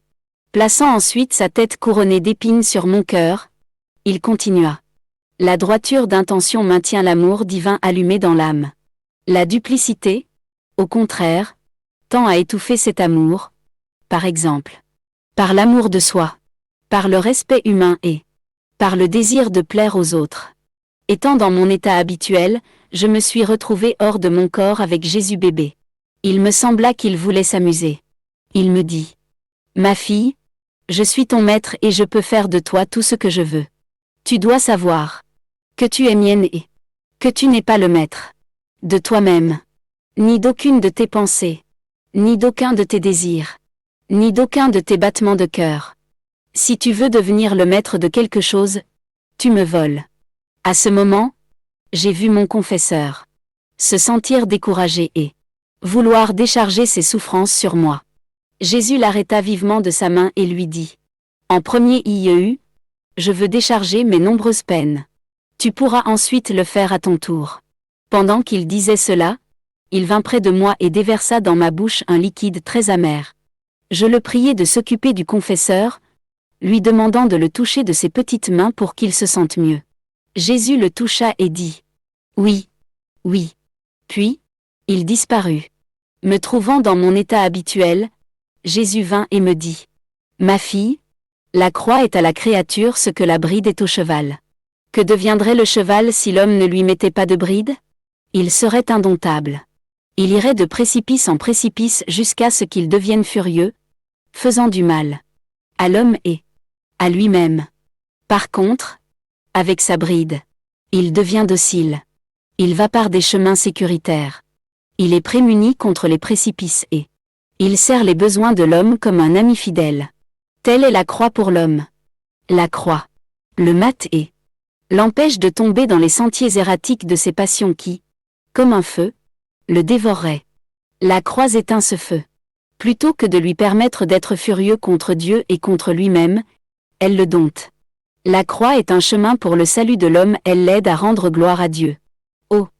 Si ce n'était pas la croix que, dans sa sagesse infinie, la divine providence utilise pour brider l'homme. Combien de mots fondraient sur le genre humain? Ce matin, Jésus béni se montra dans un torrent de lumière qui inondait toutes les créatures. Ainsi, toutes les actions humaines s'effectuaient à partir de cette lumière. Pendant que je voyais cela, Jésus béni me dit: Ma fille, j'interviens dans toute action humaine, que ce soit une pensée, une respiration ou un bref mouvement. Toutefois, les créatures ne pensent jamais à mon activité en elles et n'agissent pas pour moi. Elles s'attribuent plutôt à elles-mêmes tout ce qu'elles font. Oh! Si elles pensaient au fait que j'interviens continuellement en elles, elles n'useraient pas de ce qui est mien au détriment de ma gloire et de leur propre bien-être. Les créatures devraient tout faire pour moi, tout m'offrir. Parce que ce qu'elles font pour moi, je le garde en dépôt pour le leur rendre dans l'autre vie. Par contre, les actes qui ne sont pas faits pour moi ne peuvent entrer en moi, parce qu'ils sont indignes de moi, même s'ils sont faits moyennant mon intervention, vu que j'interviens pour toutes les actions humaines. J'en ai la nausée et je les rejette. Étant dans mon état habituel, mon bon Jésus se fit voir et me dit: Ma fille, on peut dire qu'une âme est indifférente à tout. Si, quels que soient ses désirs, saints ou indifférents, elle est prête à les sacrifier à la divine volonté dans une sainte paix. Si elle devient troublée ou inquiète, c'est qu'elle retient au moins quelque chose pour elle-même. À ces mots, l'entendant parler de désir, je lui ai dit: Mon bien suprême, mon désir est de ne plus écrire.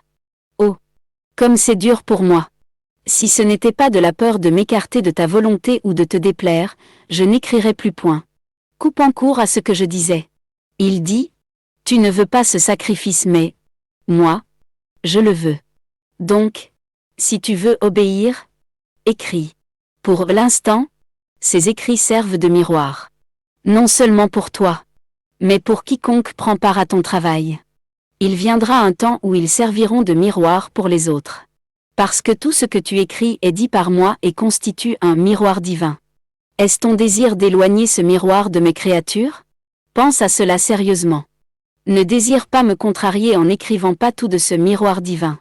Après avoir entendu cela, je devins confuse et humiliée. Je ressentais encore plus de répugnance à écrire, spécialement ces dernières lignes. Pourtant, l'obéissance me l'a imposé absolument et j'écris seulement pour obéir. J'étais dans mon état habituel. Je me suis trouvée hors de mon corps avec Jésus bébé. Il se tourna vers un prêtre et lui dit : la vanité empoisonne la grâce chez toi et chez les autres vu que les autres sont nourris par ton entremise. L'âme perçoit facilement que tes paroles et tes actes sont faits pour satisfaire ton besoin d'être estimé. Si ce que tu fais est entaché de vanité, la grâce n'entre pas seule chez les autres, mais accompagnée du poison que tu portes. En conséquence, plutôt que de percevoir la vie en toi, ils perçoivent la mort. Plus tard, Jésus me dit : il est nécessaire que tu sois vidé de tout, pour que tu puisses te remplir totalement de Dieu. Ayant en toi le tout, tu seras facilement capable de le donner à quiconque viendra à toi. Ensuite, j'ai vu une âme du purgatoire qui nous fuyait. Sa honte était si intense qu'elle restait comme écrasée par l'humiliation. J'étais très étonnée de cela et, à ce moment, Jésus disparut. Je me suis approchée de cette âme et lui ai demandé la raison de sa conduite. Elle ressentait tant de gêne qu'elle ne pouvait pas dire un mot. À la suite de mon insistance, elle m'a dit : c'est la justice de Dieu qui a scellé sur mon front la confusion et la peur en sa présence, de sorte que je suis obligée de le fuir. J'agis ainsi contre mon propre désir car, alors que je me consume à le vouloir, cette souffrance d'avoir à le fuir m'écrase. Ô Dieu, te voir et te fuir en même temps est une douleur extrême. Mais j'ai mérité cette souffrance plus que les autres âmes. C'est que, ayant vécu une vie dévote, je me suis souvent abstenue de communier pour des peccadilles, pour avoir été tentée, pour avoir été craintive ou pour diverses autres raisons sans importance. Parfois même, je suis allée au confesseur pour lui exprimer mes faibles raisons de ne pas communier. Ces choses, qui peuvent sembler sans importance à l'âme, Dieu les juge sévèrement, leur associant des souffrances qui surpassent beaucoup d'autres. Parce que ces fautes vont directement contre l'amour. Jésus dans le très saint sacrement brûle d'amour et du désir de se donner aux âmes. Et si une âme est dans les conditions de le recevoir, mais ne le fait pas à cause de prétextes simplistes, elle lui fait un affront. Elle lui cause tant de déplaisir qu'il se sent suffoqué dans son amour et il brûle. Ne trouvant personne pour recevoir son amour, personne avec qui alléger ce feu, il va répétant : les excès de mon amour ne sont pas pris en considération. Ils sont même oubliés. Même les âmes qui disent être mes épouses ne désirent pas me recevoir. Je ne puis mettre ma confiance en elles. Oh, je ne suis pas aimée, mon amour ne reçoit pas de retour. Il est juste que je répare mes fautes. Le Seigneur m'a donné de prendre part au martyre qu'il subit quand il n'est pas reçu par les âmes, c'est un feu comparable à celui du purgatoire. Après cela, je me suis retrouvée dans mon corps, estomaquée et affligée, pensant à l'angoisse de cette pauvre âme et comment, pour de petites choses, nous avons pu omettre de recevoir la Sainte Communion. Comme j'avais omis d'écrire ce qui suit, l'obéissance m'a commandé de l'inclure. Ainsi donc, j'étais hors de mon corps et il me semblait qu'au ciel il y avait une fête spéciale en cours. Je fus invitée à cette fête et il me sembla que je chantais avec les bienheureux. Il n'y avait pas besoin d'apprendre, car on pouvait ressentir une infusion intérieure. Ce que l'autre chantait ou faisait, on savait comment le faire aussi. Il me semblait que chaque bienheureux donnait une note musicale distincte qui lui était propre. Ou plutôt une symphonie distincte. Quoique chacune était en parfaite harmonie avec les autres. Quelques-uns jouaient des symphonies de louanges, d'autres de gloire, d'autres d'actions de grâce, d'autres de bénédiction. Toutes ces symphonies finissaient sur une note unique qui était celle de l'amour. Cette note de l'amour retentissait, avec tant de douceur et de force, que toutes les autres étaient comme éteintes dans ce cantique d'amour. Il me semblait que chaque bienheureux devenait extatique, puis s'endormait, puis se réveillait, grisé par ce chant d'amour si harmonieux et si beau, qui absorbait tout le ciel. Il jouissait alors, pour ainsi dire, d'un nouveau paradis. Mais qui étaient donc les privilégiés? Qui chantaient le plus forté? Qui faisaient retentir leurs notes d'amour partout et qui donnaient tant de bonheur dans le ciel? C'étaient ceux qui avaient aimé Dieu le plus pendant qu'ils vivaient sur la terre. Ah! Ce n'étaient pas ceux qui avaient fait des grandes choses, des grandes pénitences ou des miracles. Aucunement. L'amour est uniquement ce qui élève au-dessus de tout. Tout le reste demeure derrière. Ainsi, ceux qui aiment beaucoup, plutôt que ceux qui font beaucoup, sont les plus proches du Seigneur. Il semble que je dis des idioties, mais que puis-je faire? L'obéissance a sonné le coup. D'ailleurs, qui ne sait pas que les choses de là-haut ne peuvent pas être dites ici-bas? En conséquence, pour ne pas dire plus de sottises, je m'arrête ici. Me trouvant dans mon état habituel, mon Jésus béni vint pour un peu de temps et me dit, « Ma fille, les travaux qui me plaisent le plus sont les travaux cachés, parce qu'ils sont dégagés de l'esprit humain. Ils comptent parmi les choses les plus exquises que je conserve dans mon cœur. Si on pouvait comparer 1 million de travaux publics et extérieurs avec un unique travail intérieur et caché, le million de travaux extérieurs tomberait en dessous du travail caché. Il en est ainsi parce qu'il y a toujours une partie de l'esprit humain dans les travaux extérieurs. Étant hors de mon corps, je me trouvais à l'intérieur d'un temple où de nombreuses personnes assistaient à une cérémonie sacrée. Il me sembla que, avec l'assentiment des autorités, il était permis aux gens d'entrer et de profaner la place sainte. Quelques personnes couraient et sautaient partout. D'autres usaient de violence envers les autres et d'autres mettaient leurs mains sur le saint sacrement aussi bien que sur les prêtres. Pendant que je voyais cela, je pleurais et je suppliais le Seigneur, en disant, « Ne permets pas aux gens de profaner tes temples sacrés. Qui sait de combien de châtiments tu devras les frapper pour ces horribles péchés? » Jésus me répondit, « Ces énormes offenses sont attribuables au péché des prêtres. Le péché entraîne d'autres péchés et en est la punition. En premier lieu, les prêtres ont profané d'une manière cachée mon saint temple, en disant des messes sacrilèges et en accompagnant d'actes impurs l'administration des sacrements. Ces profanations étaient commises sous l'aspect de la sainteté.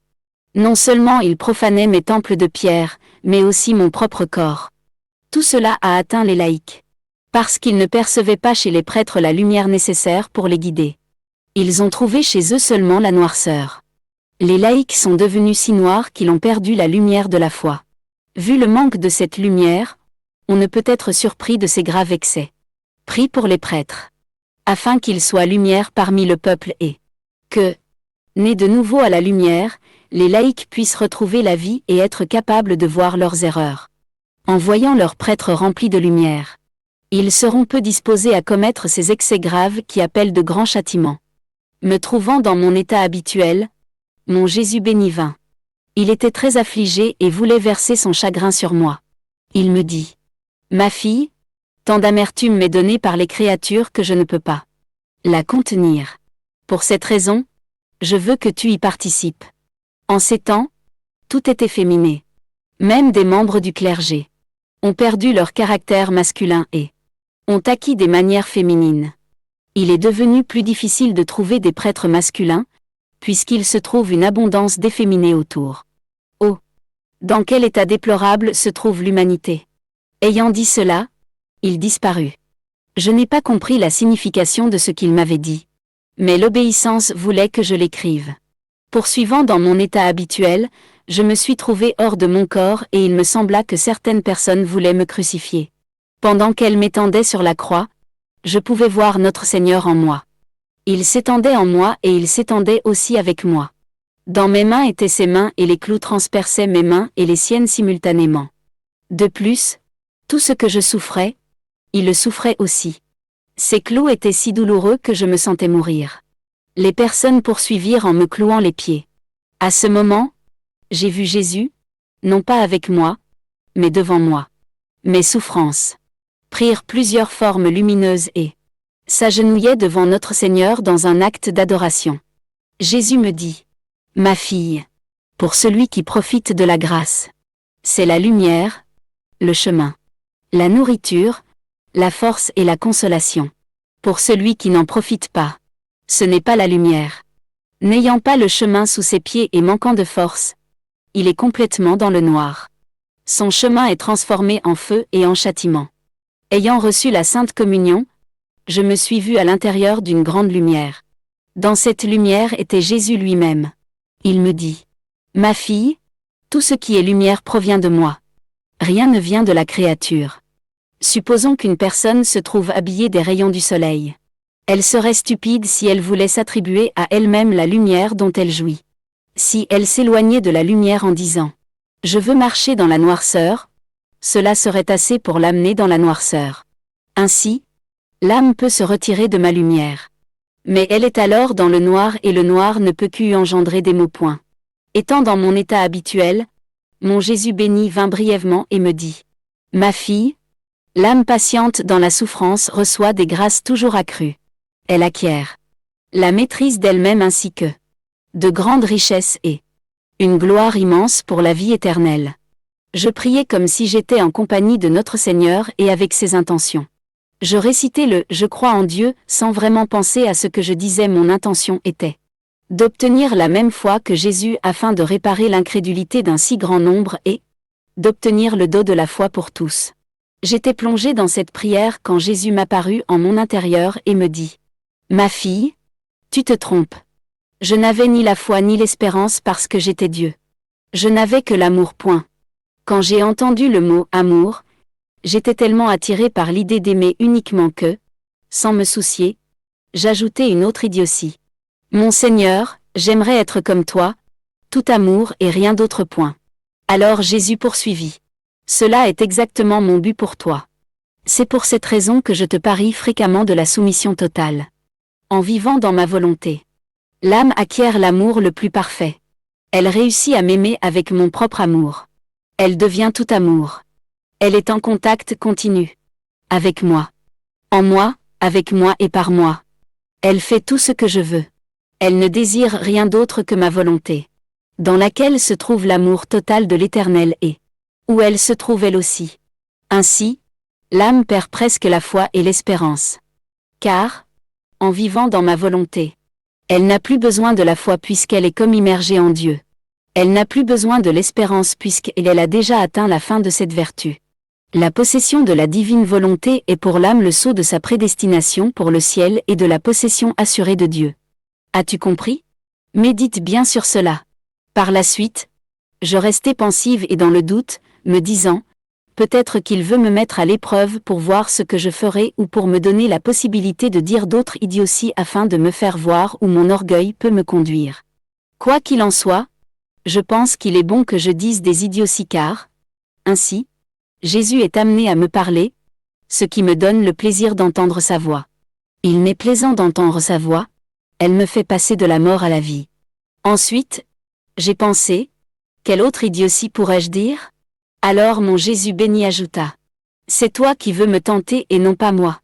Je me sentais confuse et je pensais à ce que Jésus m'avait dit. Mais comment pourrais-je tout dire? Il y a des choses qu'on ne peut pas expliquer. J'étais dans mon état habituel et je méditais sur sa passion. Notre Seigneur vint et me dit: Ma fille, celui qui médite toujours sur ma passion, la ressent en lui et est plein de compassion pour moi.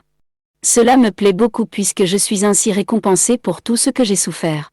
L'âme qui médite toujours sur ma passion s'alimente continuellement d'une nourriture remplie de saveurs et d'assaisonnements variés. Alors que, durant ma passion, on m'attacha avec des chaînes et des cordes. Cette âme me détache et me redonne ma liberté. Compensant pour la haine, les crachats et le déshonneur dont on m'accabla, elle m'apprécie, me nettoie et m'honore. Compensant pour les affronts de ceux qui me déshabillèrent et me fêtèrent, elle me guérit et m'habille. Alors qu'on m'a couronné d'épines, qu'on m'a traité comme un roi ridicule, qu'on a rendu ma bouche amère avec du fiel et qu'on m'a crucifié. Cette âme qui médite sur toutes mes peines me couronne de gloire et m'honore comme son roi. Elle enlève les clous de la croix et me ressuscite dans son cœur. Chaque fois que l'âme fait ainsi, moi, comme récompense, je lui donne de nouvelles grâces. Ainsi, cette âme est ma nourriture et je suis la sienne. Ce que j'aime plus particulièrement, c'est que l'âme médite toujours sur ma passion. Oh, combien j'ai souffert de la privation de Jésus. Après une longue attente, il se montra brièvement et me dit: Ma fille, au même titre que la parfaite résignation est le signe certain de la prédestination pour le ciel. La croix repousse les limites du royaume des cieux. Me trouvant hors de mon corps, j'ai vu beaucoup d'offenses faites par des âmes consacrées et des laïcs et le grand déplaisir ressenti par Jésus. Je lui ai dit: Ma douce vie, c'est vrai que des âmes consacrées et des laïcs t'offensent. Néanmoins, tu montres plus de douleur et de tes plaisirs quand ce sont des âmes consacrées qui t'offensent. Il semble que tu es tout yeux pour ce qu'elles font et que tu ne vois pas ce que font les autres. Jésus me répondit: Oh, ma fille, tu ne peux comprendre la différence entre les offenses des âmes consacrées et celles des autres, voilà pourquoi tu es surprise. Les âmes consacrées ont déclaré m'appartenir, m'aimer et me servir. Et moi, à mon tour, je leur ai confié les trésors de ma grâce et, à quelques-unes, mes sacrements, comme c'est le cas pour mes prêtres. De plus, ces âmes affichent extérieurement m'appartenir, mais sont intérieurement éloignées de moi. Extérieurement, elles affichent qu'elles m'aiment, mais intérieurement, elles m'offensent et se servent de choses saintes pour nourrir leur passion. Je garde mes yeux sur elles parce que je ne veux pas qu'elles, mes dons et mes grâces. Toutefois, en dépit de mes soins, elles réussissent à gaspiller mes dons, même dans les choses extérieures au moyen desquelles elles paraissent me glorifier. C'est une offense très grave. Si tu pouvais le comprendre, tu mourrais de chagrin. Par contre, ces âmes profanes déclarent qu'elles ne m'appartiennent pas, qu'elles ne me connaissent pas et qu'elles ne veulent pas me servir. Ainsi, elles se trouvent libres d'hypocrisie. C'est l'hypocrisie qui me déplaît le plus. Comme elles ont déclaré qu'elles ne m'appartiennent pas, je ne puis leur confier mes dons. Même si ma grâce voudrait les stimuler et lutter avec elles, cette grâce ne peut pas leur être donnée parce qu'elles n'en veulent pas. La situation peut se comparer à celle d'un roi qui a fait la guerre pour libérer de l'esclavage certains villages de son royaume.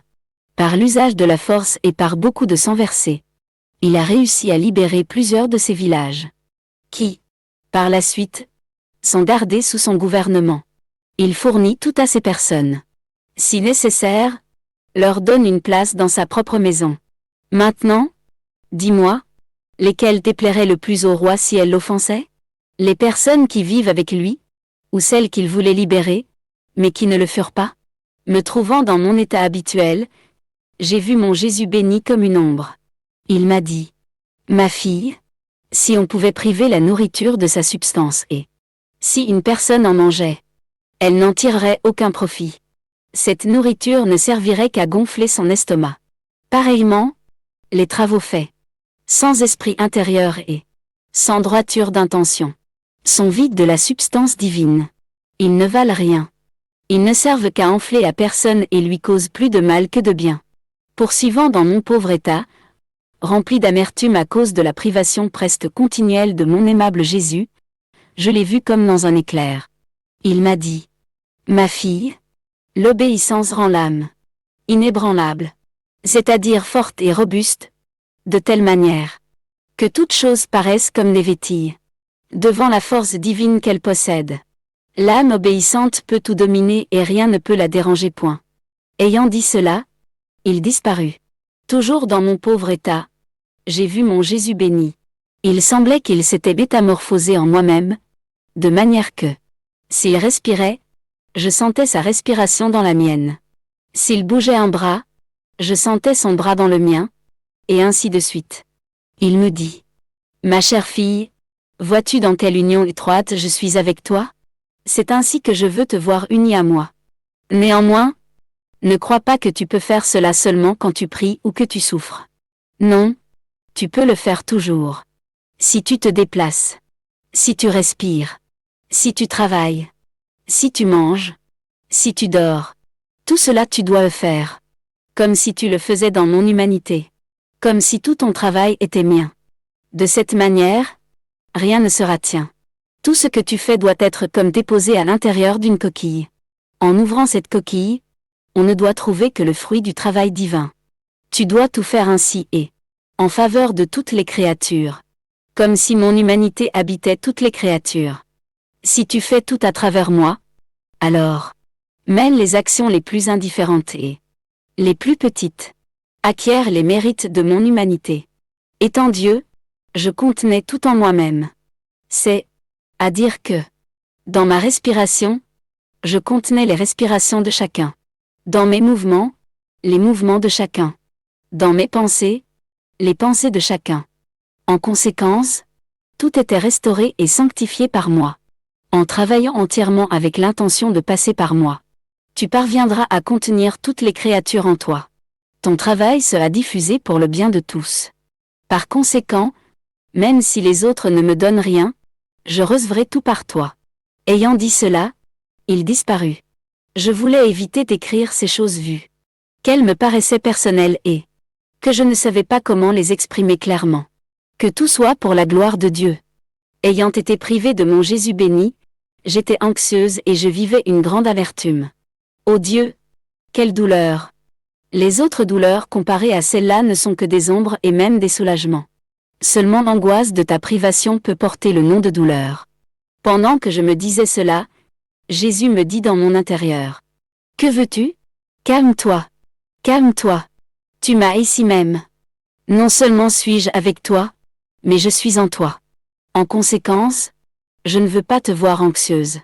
Tout doit être douceur et paix en toi. De cette manière, on pourra dire de toi ce qui est dit de moi. Rien ne ruisselle de moi que le miel et le lait. Le miel symbolise la douceur et le lait, la paix. C'est ce qui ruisselle de mes yeux, de ma bouche et de tous mes travaux. Si tu montres la moindre ombre d'anxiété et d'esprit amer, tu déshonores celui qui vit en toi. J'aime tellement cette douceur et cette paix dans l'âme, que je ne peux accepter ces manières sensibles, violentes et agitées. Je ne veux accepter que les manières douces et paisibles parce que la douceur et la paix sont ce qui relie les cœurs. Alors, je peux dire, dans cette âme est le doigt de Dieu. De plus, si ces manières agitées et emportées me déplaisent, elles déplaisent aussi aux créatures. Quiconque parle et traite des choses de Dieu, avec des manières ni douces ni paisibles, montre que ses passions ne sont pas en ordre. Et si quelqu'un n'est pas ordonné, il ne peut inspirer l'ordre chez les autres. Conséquemment, si tu veux m'honorer, surveille tout ce qui n'est pas douceur et paix en toi. Poursuivant dans l'état de privation totale de mon Jésus, je lui disais en mon intérieur. Vie de ma vie, pourquoi ne viens-tu pas? Comme tu as durci ton cœur, puisque tu ne m'écoutes pas. Où sont tes promesses? Où est ton amour, puisque tu me laisses ainsi abandonner dans l'abîme de mes misères? Tu m'avais promis de ne jamais me laisser, tu disais que tu m'aimais tant. Qu'en est-il maintenant? Tu m'as dit toi-même que par la constance on peut savoir si quelqu'un aime vraiment et que s'il n'y a pas de constance, on ne peut rien conclure à propos de son amour. Si tu veux de moi la constance, pourquoi, toi qui formes ma vie, me la refuses-tu? Pendant que je disais cela ainsi que d'autres balismes, Jésus vint en moi et, me soutenant de son bras, me dit.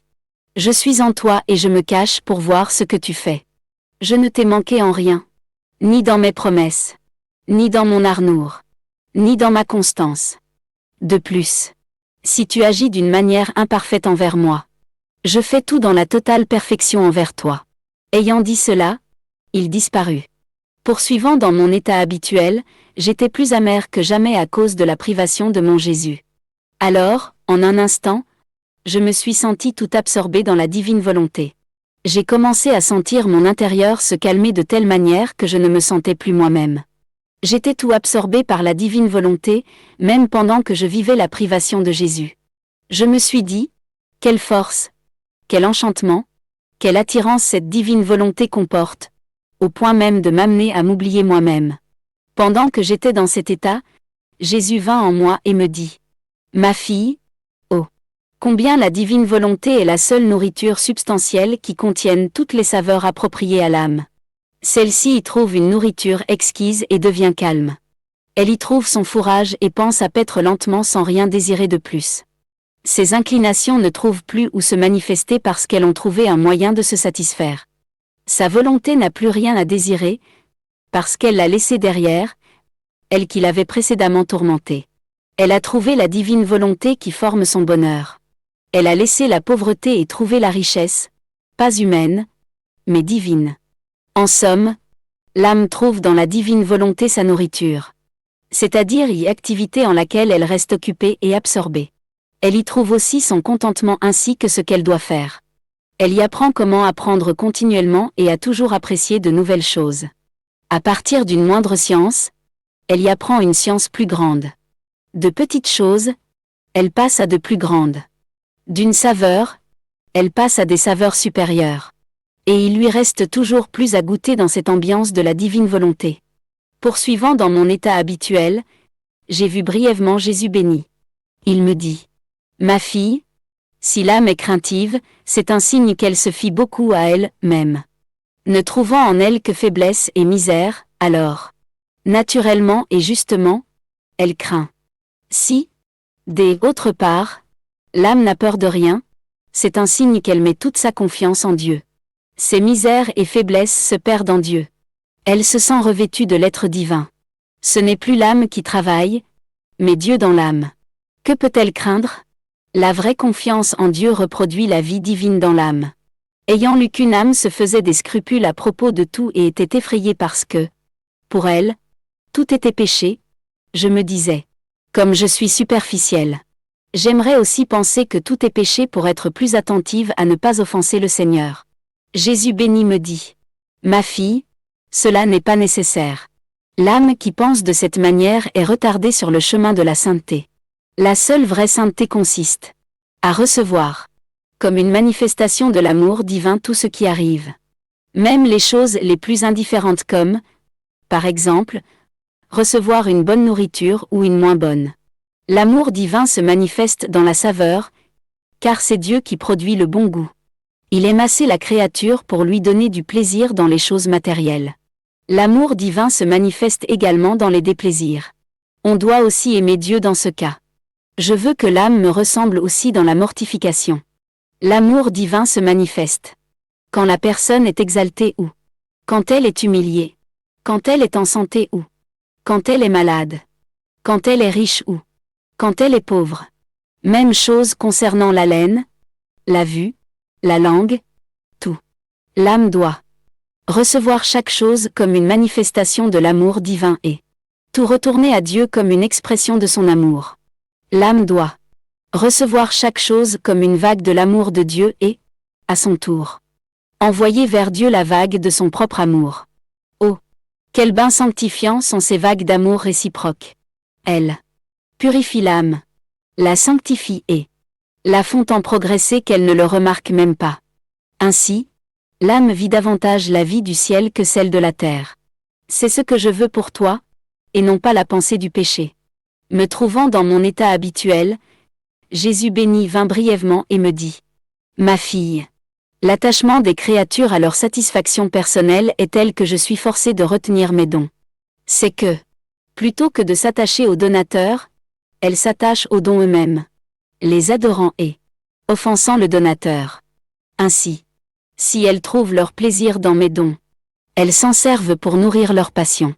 Si, d'autre part, elles n'y trouvent pas de joie, elles s'y désintéressent. Leur satisfaction personnelle forme une seconde nature chez elles. Elles ne savent pas où trouver leur vrai plaisir. C'est avec difficulté qu'elles perçoivent les plaisirs ajustés à l'amour de Dieu, même dans les choses saintes. En recevant mes dons, mes grâces et mes faveurs, elles ne doivent pas se les approprier, en ne recherchant que leur propre plaisir. Elles doivent les considérer comme des dons divins, servant pour aimer beaucoup le Seigneur, prêtes à les sacrifier pour ce même amour. Étant dans mon état habituel, j'ai vu mon Jésus béni et il m'a dit : Ma fille, combien profondément j'ai aimé les hommes. Vois, la nature humaine était corrompue, humiliée et sans espérance de gloire et de résurrection. Pour les sauver, j'ai voulu souffrir toutes les humiliations dans mon humanité, spécialement être dévêtue, flagellée et châtiée. J'y ai aussi souffert la flagellation, au point que mon humanité en fut presque détruite. Tout cela, afin de renouveler leur humanité, de les remplir de vie, d'honneur et de gloire pour la vie éternelle. Qu'aurais-je pu faire pour eux que je n'ai pas fait? Après avoir lu plusieurs vies de saints dons, l'un désirait la souffrance et un autre la petitesse. Je me posais intérieurement la question. Quelle est la meilleure voie de sainteté qui me soit accessible? Incapable de répondre à cette question, je me sentais oppressé. Pour me libérer de cette pensée et pour ne penser qu'à aimer Jésus, je me suis dit, je ne veux aspirer à rien d'autre que d'aimer Jésus et d'accomplir parfaitement sa volonté. Pendant que j'étais plongé dans cette réflexion, mon Jésus béni vint et me dit, moi, je t'aime dans ma volonté. Ne sais-tu pas que si le grain de blé n'est pas enterré et ne meurt pas complètement, il ne peut produire une nouvelle vie et se multiplier? Pareillement, si l'âme n'est pas ensevelie dans ma volonté, c'est-à-dire si elle ne meurt pas complètement à elle-même, en insérant sa volonté dans la mienne, elle ne peut pas produire une nouvelle vie toute divine, avec la reproduction de toutes les vertus du Christ, lesquelles constituent la vraie sainteté. Ma volonté devrait être le sceau marquant. Tout ton extérieur et tout ton intérieur. Et quand tout en toi aura été renouvelé, alors tu trouveras le vrai amour. C'est là que se trouve la meilleure de toutes les saintetés à laquelle une créature puisse aspirer. Me trouvant dans mon état habituel, je disais à Jésus, « Seigneur, laisse-moi être tout à toi et que je ne sois jamais séparé de toi. Permets pas que je sois une épine qui te rende amère, t'ennuie ou te dérange. Cependant, fais que je sois pour toi un stimulant. Pour te soutenir quand tu es lasse et oppressé. Pour te consoler quand tu es affligé, et pour te réjouir quand tu es dégoûté par des créatures. » Pendant que je disais cela, mon Jésus béni vint et me dit, « Ma fille, celui qui a le désir continuel de m'aimer, est toujours avec moi et ne peut jamais être une épine qui me blesse. Plutôt, il est un stimulant qui me soutient, me console, me caresse et m'apaise car l'amour vrai a le pouvoir de rendre heureuse la personne aimée. Celui qui m'aime toujours ne peut me déplaire ou me dégoûter. Parce que l'amour absorbe toute sa personne. Il pourrait faire des petites choses qui me déplairaient et qu'il ne remarquerait pas. Mais l'amour a la vertu de purifier cela, de telle manière que je puisse toujours trouver mes délices en cette personne. Je vivais des jours amers à cause de la privation presque continuelle de Jésus béni. De temps en temps, comme l'éclair, il se laissait voir brièvement. Puis, immédiatement, il se cachait en moi dans un profond silence. Si bien que je ne pouvais le voir. Après l'avoir longtemps attendu, je l'ai vu, mais il était très amer et silencieux. Je lui ai dit, « Dis-moi au moins ce qui te fait en souffrir. » Alors, à contre-curesse et seulement pour me plaire, il me dit, « Oh, ma fille, tu n'es pas consciente de ce qui doit arriver. De plus, si je te rendais consciente de cela, tu calmerais mon indignation et je ne pourrais pas faire ce que je veux. C'est pour cela que je garde silence. Sois calme concernant ma manière d'être avec toi dans cette brève période de temps. Prends courage, car ce sera très amer pour toi. Agis comme une grande athlète, vivant toujours généreusement et mourant dans ma volonté sans même pleurer. » Ayant dit cela, Jésus se cacha encore plus profondément à l'intérieur de moi, me laissant pétrifié et incapable de pleurer sa privation. C'est seulement par obéissance que j'écris cela puisque, pendant une bonne période de temps, je fus presque continuellement hors de mon corps. Peut-être que ce n'était qu'un rêve, mais il me semble que j'ai vu des endroits désolés, des villes désertées, des rues entières vides de piétons et beaucoup de morts. Mon étonnement était tel que j'en suis encore stupéfié. Aussi, je désire imiter mon bon Jésus et rester taciturne et silencieuse. La raison de tout cela, je ne la connais pas. Jésus, ma lumière, ne m'a rien dit. J'écris ces choses seulement par obéissance. Deo gratia. Grâce soit rendue à Dieu. Poursuivant dans mon silence, j'ai passé plusieurs jours dans une grande amertume. C'était comme si mon intérieur avait été frappé par un éclair. Je ne pouvais ni avancer ni reculer. Je ne sais pas comment expliquer ce qui m'est arrivé intérieurement. Et je crois qu'il est préférable que je garde le silence sur cela.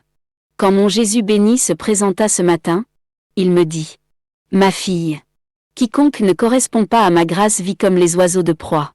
Il vit de pillage. Vole ma grâce. Ne me reconnaît pas et, à la fin, m'offense. J'étais dans mon état habituel. J'avais appris que ma ville vivait une épidémie qui, à d'autres endroits, faisait mourir beaucoup de gens.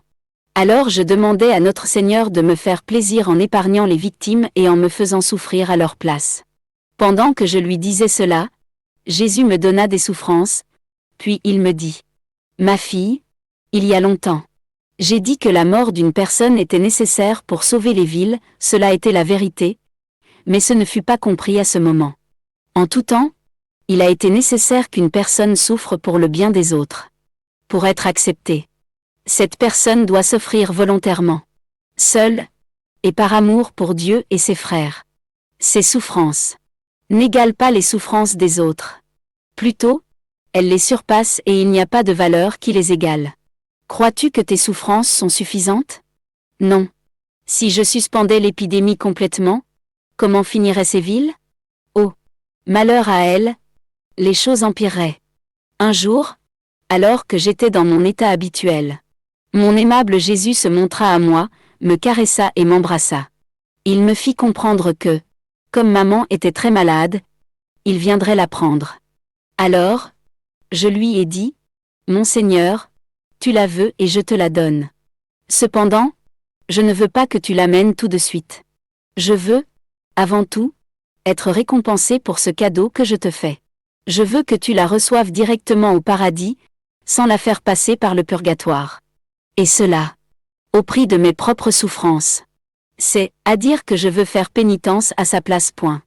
Jésus béni me dit : « Ma fille, je veux faire ainsi. Point. » Puis, j'ai continué ma prière en lui disant : « Mon doux amour, comment mon cœur pourrait-il voir souffrir ma maman dans le purgatoire, elle qui a tant souffert et tant versé de larmes à cause de moi ?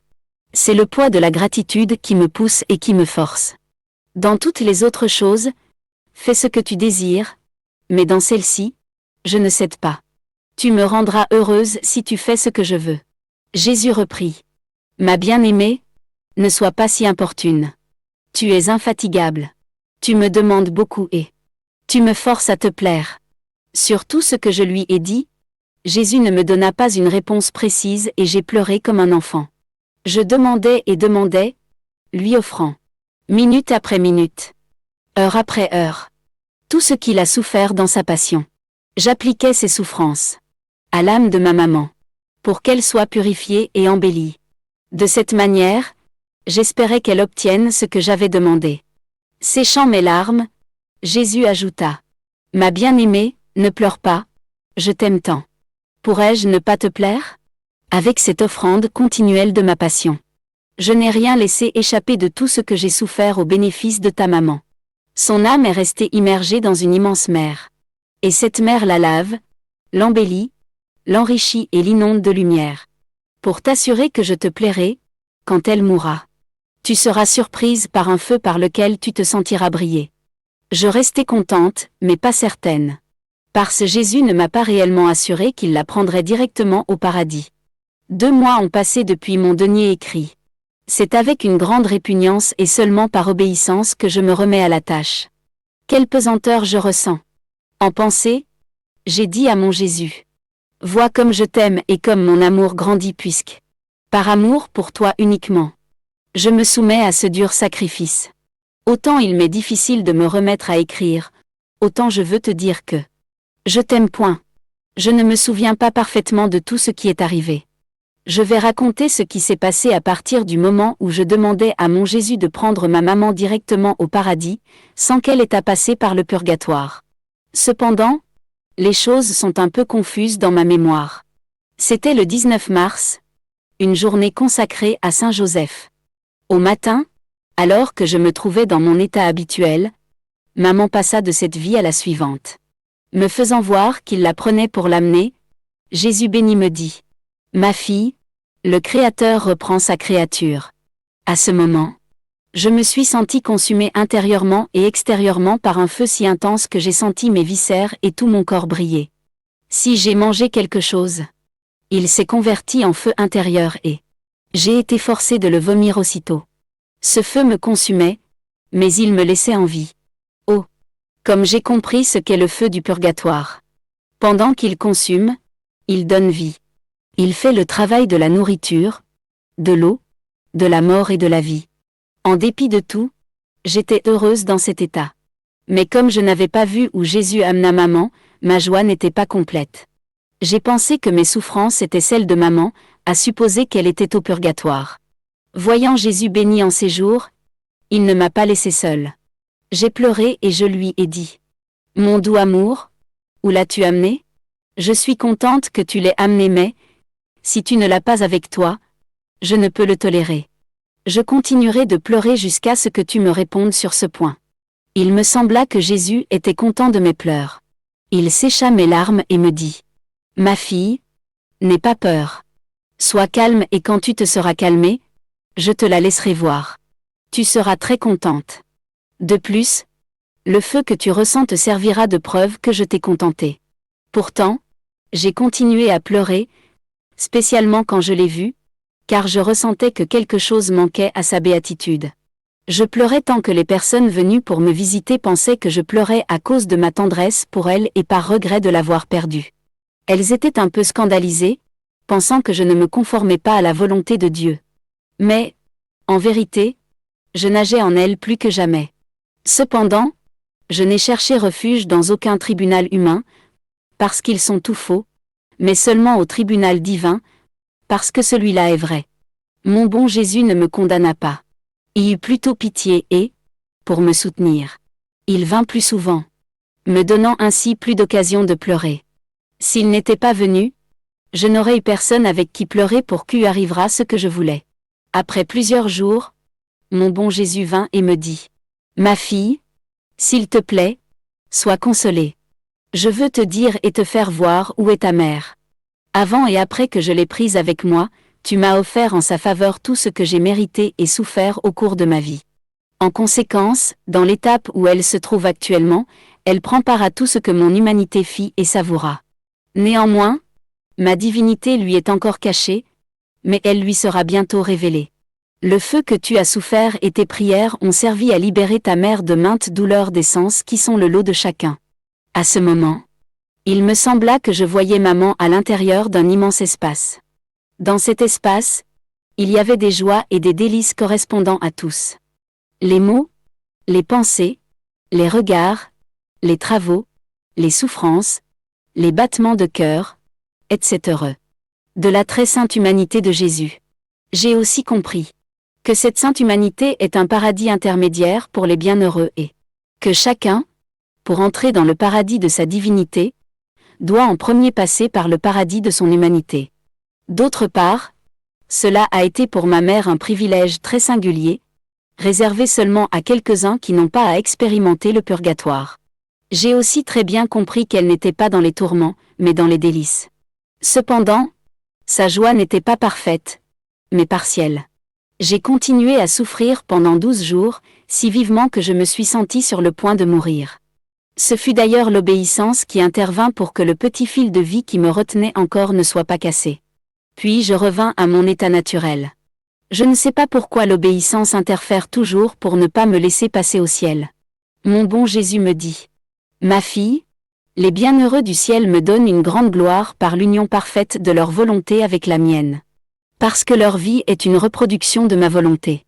Il y a tant d'harmonie entre eux et moi que leur souffle, leur mouvement, leur joie et tout ce qui constitue leur béatitude sont un effet de ma volonté.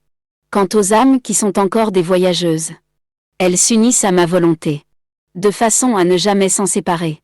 Leur vie est du ciel et je reçois d'elles la même gloire que je reçois des bienheureux. Cependant, je prends plus de plaisir et de satisfaction en elles. Parce que, ce que les bienheureux font au ciel, ils le font sans sacrifice et avec délice. Par contre, ce que les âmes pèlerines font, elles le font avec sacrifice et avec des souffrances. Et où il y a sacrifice, je suis très content et je prends plus de joie. Les bienheureux eux-mêmes, vu qu'ils vivent dans ma volonté, forment une même vie avec moi et, ainsi, ils partagent eux aussi les délices qui me proviennent des âmes pèlerines. Je me souviens qu'en une autre occasion, ayant craint que ce que je vivais fût l'œuvre du démon, le bon Jésus m'avait dit : Ma fille, Le démon aussi sait comment parler des vertus. Néanmoins, pendant qu'il en parle, il laisse dans l'âme de la répugnance et de la haine pour ces mêmes vertus. Ainsi, la pauvre âme se trouve en état de contradiction et sans force pour pratiquer ce qui est bien. À l'opposé, quand c'est moi qui parle, ma parole est vérité. Elle est pleine de vie. Elle n'est pas stérile, mais féconde. Quand je parle, j'infuse l'amour et la vertu dans l'âme. La vérité est force, lumière, soutien et une deuxième nature pour elle, âme qui se laisse guider par elle. Pour continuer mon récit, je dirais que seulement 10 jours s'étaient écoulés depuis la mort de ma mère quand mon père tomba gravement malade à son tour. Le Seigneur me fit comprendre que lui aussi allait mourir. J'en ai fait le dos au Seigneur par avance et j'ai répété tout ce que j'y avais fait pour ma mère, afin qu'il n'aille pas non plus au purgatoire. Cependant, le Seigneur se montra très peu disposé et ne m'écouta pas. Je craignais beaucoup, quoique pas pour son salut. Parce que, environ 15 ans auparavant, le bon Jésus m'avait fait la promesse solennelle que de tous ceux qui m'appartenaient, pas un ne serait perdu. Conséquemment, je ne craignais pas pour son salut. Néanmoins, j'étais grandement effrayé à propos du purgatoire. Je priais continuellement, mais le bon Jésus vint rarement. Ce fut seulement au 16e jour de maladie de papa, alors qu'il se mourait, que Jésus béni se montra, tout bienveillant et vêtu de blanc comme prêt pour une célébration. Il me dit, « Aujourd'hui, j'attendrai ton Père. Cependant, par amour pour toi, je le rencontrerai. Non pas comme un juge, mais comme un Père bienveillant ainsi, je l'accueillerai dans mes bras. » J'insistais sur la question du purgatoire, mais, ne faisant pas attention à moi, il disparut. Mon père étant mort, je n'ai ressenti aucune souffrance particulière comme ce fut le cas à la mort de ma mère. Pour cette raison, j'ai compris que mon père était allé au purgatoire. J'ai prié et prié, mais Jésus ne se laissait voir que très brièvement, sans me laisser le temps de quoi que ce soit. À cause de cela, je ne pouvais même pas pleurer, puisque je n'avais personne avec qui pleurer, le seul qui aurait pu entendre mes pleurs me fuyant. Adorable justice de Dieu dans ses voies. Après 2 jours de douleur interne, j'ai vu Jésus béni. En le questionnant à propos de mon père, j'ai entendu sa voix, comme s'il avait été derrière Jésus, tout en larmes, et demandant de l'aide. À ce moment ils disparurent tous les deux. Je restai avec une grande douleur dans mon âme et je priais beaucoup. 7 jours plus tard, me trouvant hors de mon corps, je me suis vu à l'intérieur d'une église dans laquelle il y avait plusieurs âmes du purgatoire. Je demandai à notre Seigneur qu'il permette au moins à mon père de faire son purgatoire à l'intérieur de cette église, car je pouvais voir que les âmes du purgatoire qui se trouvent dans une église sont constamment consolées par les prières et les messes qui y sont célébrées. Elles sont même encore plus consolées par la présence sacramentelle de Jésus qui, pour elles, est un réconfort continu. À ce moment, j'ai vu mon père avec un aspect révérentiel et notre Seigneur qui le plaçait près du tabernacle. À cette vue, je restai avec moins de chagrin dans mon cœur. Je me souviens confusément que Jésus m'avait précédemment fait comprendre la valeur précieuse de la souffrance et que je lui avais demandé de faire comprendre à chacun le grand bien qui s'y trouve.